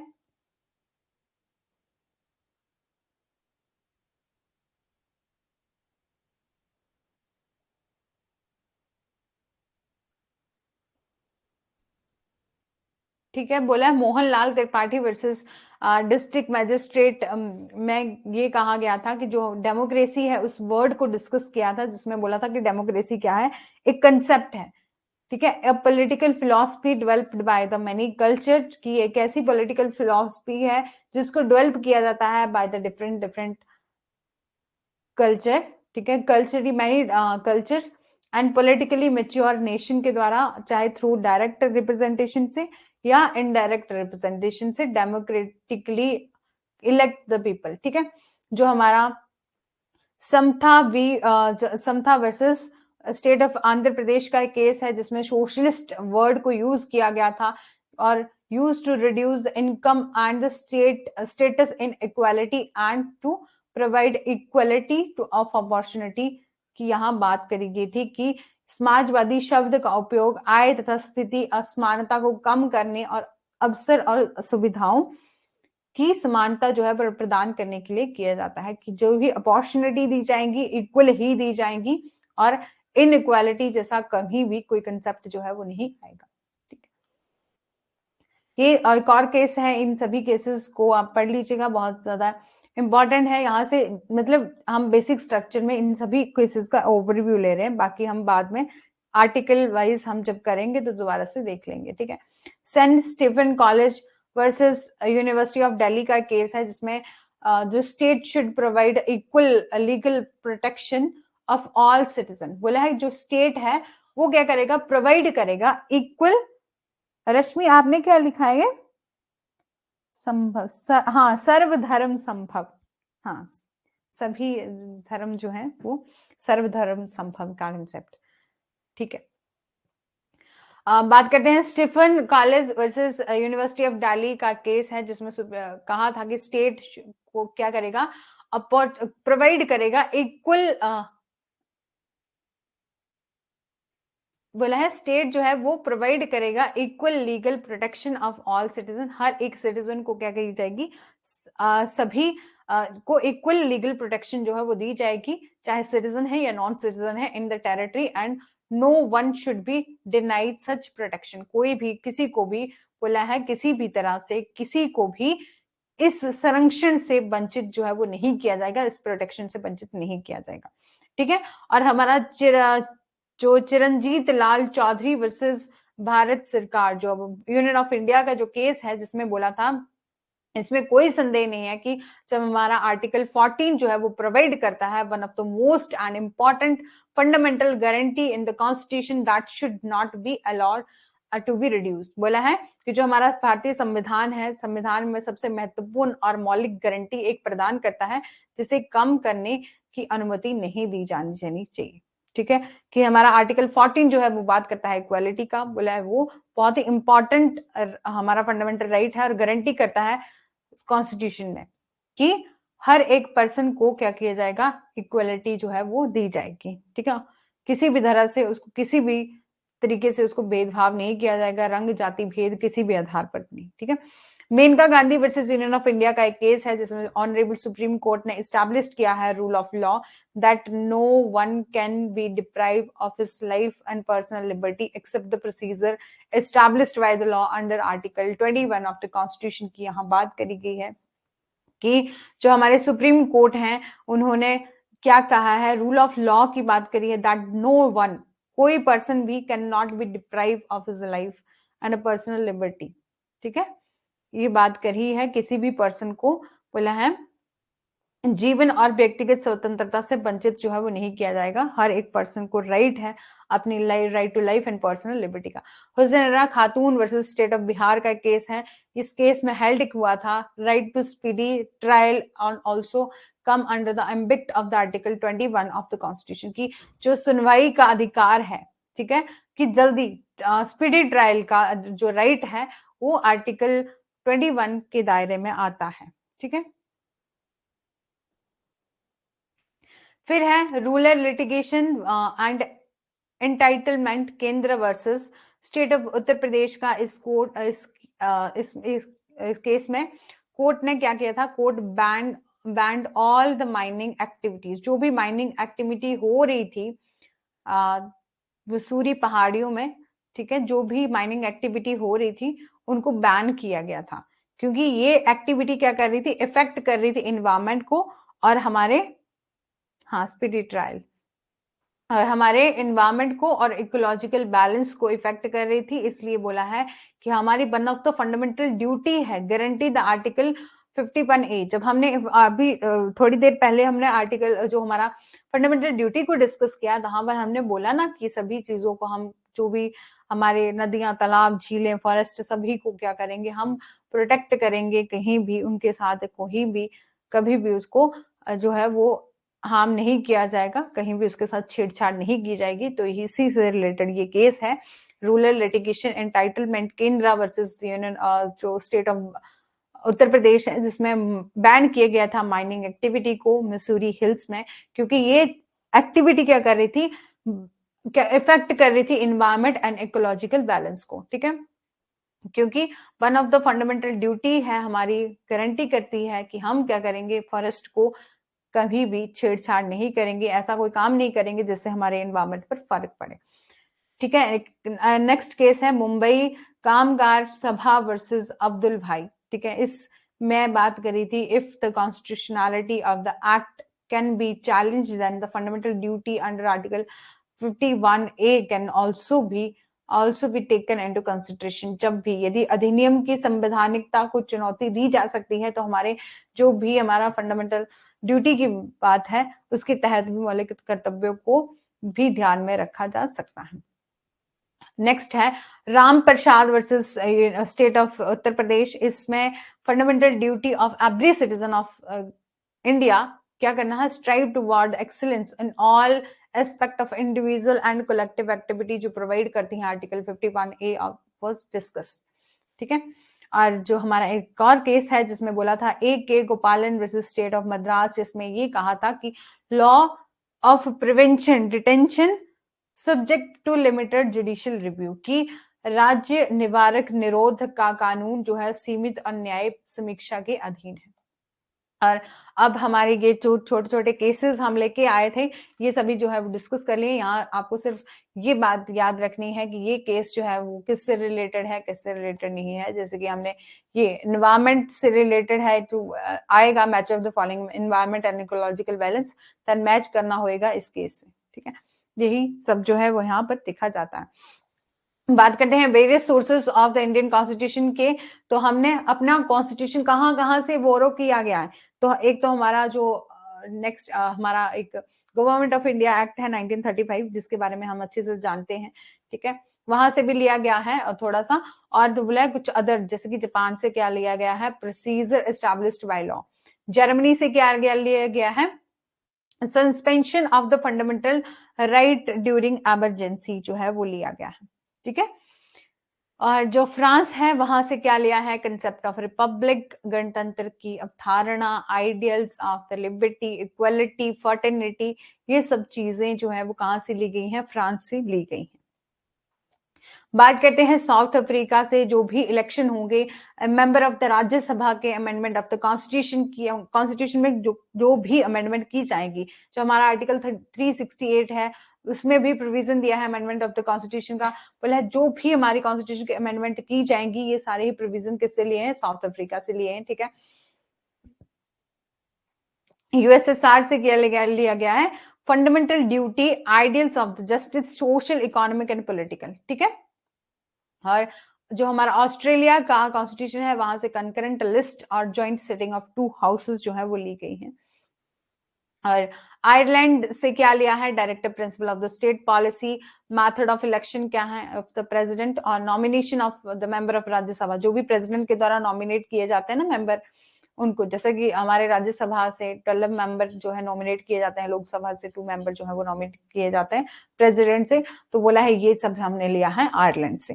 फिर बात करते हैं कनाडा से, तो हमारा जो कनाडा के कॉन्स्टिट्यूशन से क्या लिया है, federation with the strong centre, ठीक है, एक मजबूत केंद्र के साथ संघ जो है हमने लिया है, vesting of the residuary power with the centre जो है वो दिया गया है, अपॉइंटमेंट ऑफ गवर्नमेंट गवर्नर और इन द स्टेट और बाय द सेंटर, ये जो लिया गया है, सुप्रीम कोर्ट की एडवाइजरी जुरिस्डिक्शन जो है वो भी कनाडा के कॉन्स्टिट्यूशन से ली गई है।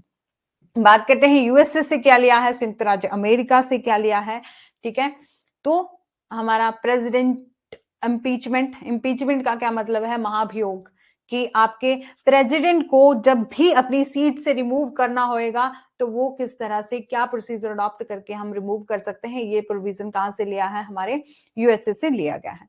बात करते हैं removal of the supreme court and high court के जजेस की, तो ये प्रोविजन भी हमने यूएसए से लिया गया है। फंडामेंटल राइट्स भी जो है वो यूएसए से लिया गया है, जिसको कि Magna carta of the constitution भी कहा जाता है, ठीक है। बात करते हैं इंडिपेंडेंट जुडिशरी की, तो ये भी हमने कहां से लिया है, तो हमारा यूएसए से लिया गया है। और जुडिशियल रिव्यू का कंसेप्ट भी, फंक्शन ऑफ द प्रेसिडेंट और वाइस प्रेसिडेंट का कंसेप्ट भी, प्रेम्बल ऑफ द कॉन्स्टिट्यूशन, जिसको कि हमने पहले तो ऑब्जेक्टिव बनाया था लेकिन बाद में हमने उसको प्रेम्बल बना दिया। पहले तो ऑब्जेक्टिव बनाए गए थे कि हमारे देश में ये होना चाहिए, ठीक है, मतलब हमारे जिन्होंने भी हमारी जो कॉन्स्टिट्यूंट असेंबली थी, कॉन्स्टिट्यूट असेंबली जिन्होंने हमारे देश के संविधान को बनाया है, उन्होंने पहले तो ऑब्जेक्टिव रखे थे, ठीक है, लेकिन बाद में उनको ऐसा लगा कि हमें प्रियम्बल जो है वो ऐड करना चाहिए, तो उन्होंने उस ऑब्जेक्टिव को उठा के क्या कर दिया, सबसे पहले प्रियम्बल में ही डाल दिया। जो ब्रिटेन है, ब्रिटेन से लिया गया है पार्लियामेंट्री फॉर्म ऑफ गवर्नमेंट, जैसे कि हमने अभी भी देखा, जो silent feature of the constitution में भी हमने पार्लियामेंट्री फॉर्म ऑफ गवर्नमेंट के बारे में देखा कि जो हेड ऑफ द स्टेट होंगे वो कौन होंगे, हेड ऑफ द जो actual head of the state होंगे वो कौन होंगे, जैसे कि प्रेसिडेंट हैं जिनको कि इलेक्ट किया जाता है इनडायरेक्ट तरीके से bye the citizen of India 5 year के लिए, ये सब हमने पार्लियामेंट्री फॉर्म ऑफ गवर्नमेंट में देखा, ठीक है। तो ये लिया गया है ब्रिटेन से, और सिंगल सिटीजनशिप का कंसेप्ट जो है वो ब्रिटेन से लिया गया है, रूल ऑफ लॉ का कंसेप्ट भी ब्रिटेन से लिया गया है, प्रोग्रेटिव रिट्स की कैबिनेट सिस्टम जो है, लेजिस्लेटिव प्रोसीजर है, बाइकैमरल लेजिस्लेशन है, पार्लियामेंट्री प्रिविलेजेस है, ये सब जो है हमने ब्रिटेन से लिया गया है। और बोला है इसी के साथ हम देखते हैं कि वाइल जब हम ड्राफ्ट कर रहे थे कॉन्स्टिट्यूशन ऑफ इंडिया को, तो कुछ फीचर जो है वो ऑल्सो बोरो किए हैं, गवर्नमेंट ऑफ इंडिया एक्ट जो हमारा 1935 का है उस एक्ट से भी लिए गए हैं। ये जो सभी फीचर हैं as are a federal scheme, office of governor, judiciary, और हमारा इमरजेंसी प्रोविजन जो है वो public service commission, administrative details, ये सारा ही कहां से लिया है, हमने किससे लिया है, गवर्नमेंट ऑफ इंडिया एक्ट 1935 से लिया गया। ये हमारा थोड़ा सा कॉन्स्टिट्यूशन के प्रोविजन भी है जिनको हम देख लेते हैं, बाकी हम सॉरी कॉन्स्टिट्यूशन नहीं, प्रियम्बल से के कुछ रिलीजन है, कॉन्स्टिट्यूशन में प्रियम्बल जो है उसके प्रोविजन भी हम थोड़े से यहाँ देख लेते हैं, बाकी हम कल उसको डिटेल में डिस्कस करेंगे वन बाय वन, ठीक है। बोला है द फर्स्ट कॉन्स्टिट्यूशन जो है वो स्टार्ट होता है with the preamble was American constitution, ठीक है, सबसे पहले प्रस्तावना के साथ शुरू करने वाला पहला संविधान अमेरिका संविधान था, जिसने सबसे पहले कंसेप्ट लेके आए थे कि प्रियम्बल का कंसेप्ट जो कहाँ था, आपका अमेरिका में था। जो हमारा Indian constitution also start with one, ठीक है, जो प्रियम्बल ऑफ बेसिकली इंट्रोड्यूस किया, इंट्रोडक्शन और preface of the constitution to the constitution, ठीक है, जो प्रस्तावना मूल रूप से संविधान का परिचय होता है, जिसको आप जानते हैं कि प्रियम्बल क्या है, हमारा परिचय है कि हमने क्या क्या पढ़ना है पूरे कॉन्स्टिट्यूशन में, वो हमें सब दे दिया है प्रियम्बल में। इसलिए प्रियम्बल जो कॉन्स्टिट्यूशन का प्रियम्बल तो सबसे ज्यादा इंपॉर्टेंट, कोई किसी भी सब्जेक्ट को आप ले लेते हैं, चाहे आप कोई भी सब्जेक्ट पढ़ रहे हो, फॉर एग्जाम्पल के लिए आप आईपीसी ही पढ़ रहे हो या आपका कॉन्ट्रैक्ट ही पढ़ रहे हो, तो कहीं ना कहीं छोटा सा प्रियम्बल जो है वो दिया गया होता है कि आप उस, और वो इसलिए दिया गया है कि वहां पर लिखा होता है objective of the this act या लॉ, मतलब उस लॉ को बनाने का क्या ऑब्जेक्टिव था ये हमें दिया होता है प्रियम्बल में, ठीक है। बोला है इसी के साथ बोला है जो हमारे अन्य पार्टी वाला है इनको इंपॉर्टेंट याद रखिएगा, ठीक है, जिन्होंने identity card of the constitution कहा था प्रियम्बल को, ये बहुत ही इंपॉर्टेंट है, अन्य पार्टी वाला जिन्होंने क्या कहा था, preamble as a identity card of the constitution, ठीक है, याद रखिएगा। फिर बोला है प्रियम्बल जो बेस करता है on the Pandit Nehru objective resolution, ठीक है, he moved and was adopted by the constituent assembly। जो प्रियम्बल था वो ऑब्जेक्टिव था, ऑब्जेक्टिव रेजोल्यूशन था, जैसे कि मैंने पहले भी बताया कि उसको पहले ऑब्जेक्टिव रखा गया था कि ये क्या है, ऑब्जेक्टिव रहेंगे हमारे कॉन्स्टिट्यूशन के, हमने ये बनाना है, लेकिन बाद में इसे कॉन्स्टिट्यूंट असेंबली ने अडॉप्ट कर लिया और उसको प्रियम्बल बना दिया। और प्रियम्बल हैज अमेंडेड द 1976, हमारी जो 42nd अमेंडमेंट, जब हमने पहले भी बात करी, जो सोशलिस्ट, सेकुलर और इंटीग्रिटी, इन 3 वर्ड को ऐड किया गया था, वहां हमने एक फर्स्ट टाइम हमने प्रियम्बल को अमेंड किया था 42nd अमेंडमेंट से, जहां पर हमने वर्ड को यूज किया था सोशलिस्ट, सेकुलर और इंटीग्रिटी, इन सभी वर्ड्स को यूज किया था। ठीक है, बहुत ही अच्छे और महत्वपूर्ण वर्ड जो है वो ये माने गए हैं, सोशलिस्ट, सेकुलर और इंटीग्रिटी। ठीक है, इनको कल हम दोबारा से डिस्कस करेंगे। इंग्रेडिएंट क्या है प्रियम्बल के? तो जो प्रियम्बल है वो उसके 4 कंपोनेंट है। एक तो सोर्स ऑफ अथॉरिटी जो है, source of authority of the constitution, it mention that the constitution derive it's power from the people of India. बोला भारत की जितनी भी पावर है, शक्ति है, वो भारत के लोग हैं। ठीक है, तभी तो हम कहते हैं be the people of India. ठीक है, बोला nature of the Indian state क्या है? इट से the India is a sovereign, socialist, secular और डेमोक्रेटिक और रिपब्लिक स्टेट। और ऑब्जेक्टिव क्या है? ये क्या objective? It give objective justice, कि इसका क्या ऑब्जेक्टिव है? जस्टिस देना, ठीक है, लिबर्टी देना, इक्वालिटी देना सभी लोगों को, और फर्टर्निटी, भाईचारे की भावना जो है वो होनी चाहिए।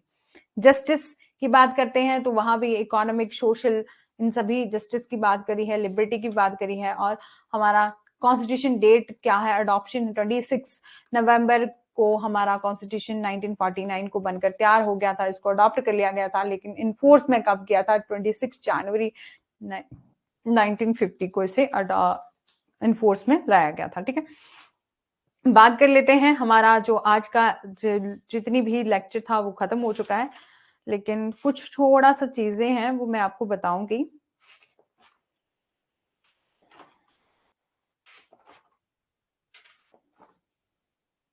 जस्टिस, हाँ, इक्वलिटी, लिबर्टी, इन सभी चीजों को।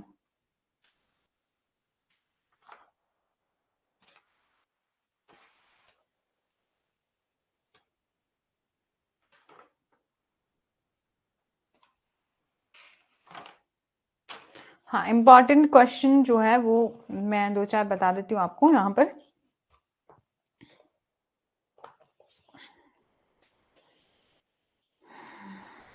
तो सबसे पहले है कि how many words in the preamble. तो हमारे 85 वर्ड्स हैं वो प्रियम्बल में है। ठीक है, याद रखिएगा। एंड फिर है which country was the first begin the constitution by the preamble. ठीक है, सबसे पहले हमारे किस देश में, किस कंट्री में सबसे पहले प्रियम्बल जो है वो आया था, प्रियम्बल को यूज किया गया था? तो हमारा है यूएसए। ठीक है, और फिर है कि in which case the preamble was held in the extra constitutional. तो आर, इसको दोबारा से फिर से देखेंगे कल, लेकिन थोड़ा सा याद रखिएगा कि कौन सा ऐसा केस है जिसमें प्रियम्बल को हेल्ड किया था एक्स्ट्रा कॉन्स्टिट्यूशनल? तो इन वेरुबेरी, ठीक है, इन वेरुबेरी यूनियन केस। ठीक है, हाँ, और फिर है which judgement wise the opinion of the constituent assembly regarding the preamble? तो केशवानंद भारती केस। ठीक है, और किसने कहा था preamble as a jewel of the constitution? ठीक है, तो ठाकुर प्रसाद भरगविया जो है उन्होंने कहा था, ये इंपॉर्टेंट था। और हमने सबसे ज्यादा इंपॉर्टेंट चीजें क्या पढ़ी कि हमारा कॉन्स्टिट्यूशन है, इसको कब अडॉप्ट किया गया था, कब बनकर तैयार हो गया था? तो हमारा 26 नवंबर 1949 को ये कॉन्स्टिट्यूशन बनकर तैयार हो गया था। 2 वर्ष 11 महीने 18 दिन का समय जो है वो यहाँ लगा था इस कॉन्स्टिट्यूशन को बनाने के लिए। बहुत बढ़िया चीज जो है वो कॉन्स्टिट्यूशन जो बनाया गया है, क्योंकि आप जानते हैं कि हमारे जो संविधान के निर्माता हैं जिन्होंने ड्राफ्ट किया है डॉक्टर वी आर अम्बेडकर हैं, और भी बहुत ज्यादा, जैसे कि हमारे और भी लोग थे जिन्होंने हमारे कॉन्स्टिट्यूशन को बनाया था, कि जो कि हमारे जैसे एन ए पालकी बाला हैं, और भी अदर जितने भी इंपॉर्टेंट लोग थे, उन्होंने क्या किया था, पूरा सर्च किया था कि हमारे कॉन्स्टिट्यूशन में क्या क्या चीजें होनी चाहिए। इसलिए तो उन्होंने पहले ऑब्जेक्टिव रेजोल्यूशन लेके आए थे कि हमारे कॉन्स्टिट्यूशन में क्या क्या होनी चाहिए, क्या वहां पर सोशलिस्ट होना चाहिए, सेकुलर होना चाहिए, इंटीग्रिटी जो होनी चाहिए, वे सब कुछ जो है वो होना चाहिए। ये इसलिए उन्होंने क्या किया था, अलग अलग देशों से कुछ कुछ चीजें चुराई थी और अपने कॉन्स्टिट्यूशन में डाली थी, ताकि ये कॉन्स्टिट्यूशन इन पूरे ऑल ओवर वर्ल्ड का सबसे बड़ा और अच्छा कॉन्स्टिट्यूशन हो, रिटन कॉन्स्टिट्यूशन हो, ठीक है। और ठीक है, और हमारा जो अनफोर्स में कब आया था, 26 जनवरी 1950 में, ठीक है, याद रखिएगा। ये ही थे इम्पोर्टेंट, आज का लेक्चर जो है वो यहीं तक है। बाकी हम कल डिस्कस करेंगे इम्पोर्टेंट चीजें, खासकर जो प्रियम्बल है उसको डिस्कस करेंगे। Okay, thank you so much, आप लोग इतनी देर 2 घंटे जो है मेरे साथ बने रहे, उसके लिए बहुत बहुत थैंक यू। दोबारा से देख लेते हैं कि क्या क्या हमने डिस्कस किया है। तो हमने आज जो है वो silent feature of the constitution जो है वो पूरा डिस्कस कर लिया है।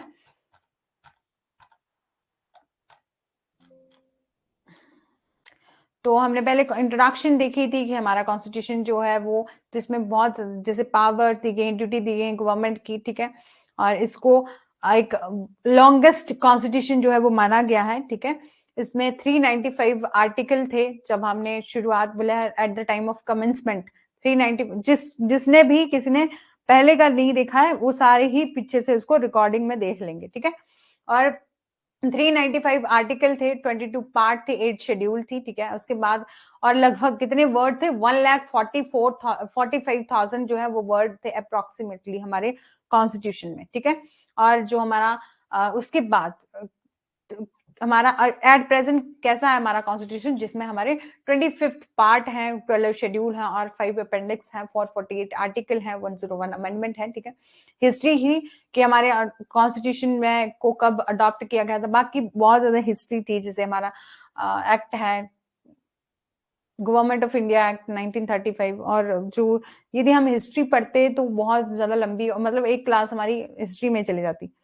तो इसलिए हमें वही इंपॉर्टेंट चीजें पढ़नी है जो हमारे एग्जाम के लिए इंपॉर्टेंट है, ठीक है। तो डॉक्टर बी आर अम्बेडकर जो है वो ड्राफ्टिंग कमेटी के हेड जो है वो माने गए हैं, ठीक है, और माने गए नहीं है, ठीक है। ड्राफ्टिंग कमेटी के हेड हैं डॉक्टर बी आर अम्बेडकर। उन्होंने heart and soul of the constitution किसे कहा है, तुम्हारा आर्टिकल 32 को कहा है। और साथ ही साथ उन्होंने, फिर बात करते हैं silent feature of Indian constitution में हमने क्या देखा कि ये लॉन्गेस्ट रिटन कॉन्स्टिट्यूशन है और सिंगल सिटीजनशिप का प्रावधान है। और साथ ही साथ फंडामेंटल राइट को हमने डिस्कस कर लिया कि 6 फंडामेंटल राइट है, पहले हमारे पास 7 थे, लेकिन बाद में हमने एक इसको राइट ऑफ प्रॉपर्टी को एक लीगल राइट बना दिया, फंडामेंटल राइट को निकाल के, ठीक है। फिर हमने फंडामेंटल ड्यूटीज देख ली, बहुत ब्रीफ में देखा है। Directive principle of the state policy देखा कि हमारा आर्टिकल जो है हमारा कॉन्स्टिट्यूशन जो है वो रिजिड है, फ्लेक्सिबल है, कठोर और लचीला दोनों है, क्योंकि हम इससे देखते हैं अमेंडमेंट से कि किस तरीके से हमारे कॉन्स्टिट्यूशन में अमेंडमेंट कुछ कुछ प्रोविजन में क्या है इजिली हो जाती है और कुछ कुछ में इतनी डिफिकल्ट प्रोविजन है। इसलिए हमने कॉन्स्टिट्यूशन को क्या कहा है, मिक्सचर है, कठोर और लचीलेपन का मिश्रण है, ठीक है। फिर बात करी थी हमने राइट ऑफ वोट की, और फिर इंडिया क्या है, एक डेमोक्रेटिक स्टेट है, सोशलिस्ट स्टेट है, और इंडिया क्या है, एक सोवरन स्टेट है और सेकुलर स्टेट है, रिपब्लिक। इन सभी को हमने बहुत ब्रीफ में डिस्कस किया है। जिसने भी शुरू से नहीं देखा होगा लेक्चर, एक और कोई आए हैं, ठीक है, वो शुरू से देख लीजिएगा, ठीक है। बात करते हैं इंडिपेंडेंट जुडिशरी की, हमने बात करी जुडिशियल एक्टिविज्म की, तो और केसेस भी देख लिए इन सभी को। फिर हमने सोर्सेस भी देख लिए। कल हमारा लेक्चर रहेगा जिसमें हम क्या करेंगे, प्रियम्बल को डिस्कस करेंगे, साथ ही साथ हम कुछ कुछ इंपॉर्टेंट प्रोविजन देखेंगे प्रियम्बल के भी, केसेस भी देखेंगे, और साथ ही साथ आर्टिकल स्टार्ट कर लेंगे। फिर हम नेक्स्ट फंडामेंटल राइट को स्विच करेंगे और सभी इसी तरह से कंप्लीट कर लेना। अब तो हमारे पास 2 आवर की क्लास होती है तो इतना ये भी नहीं रहा, ठीक है। Okay, thank you so much.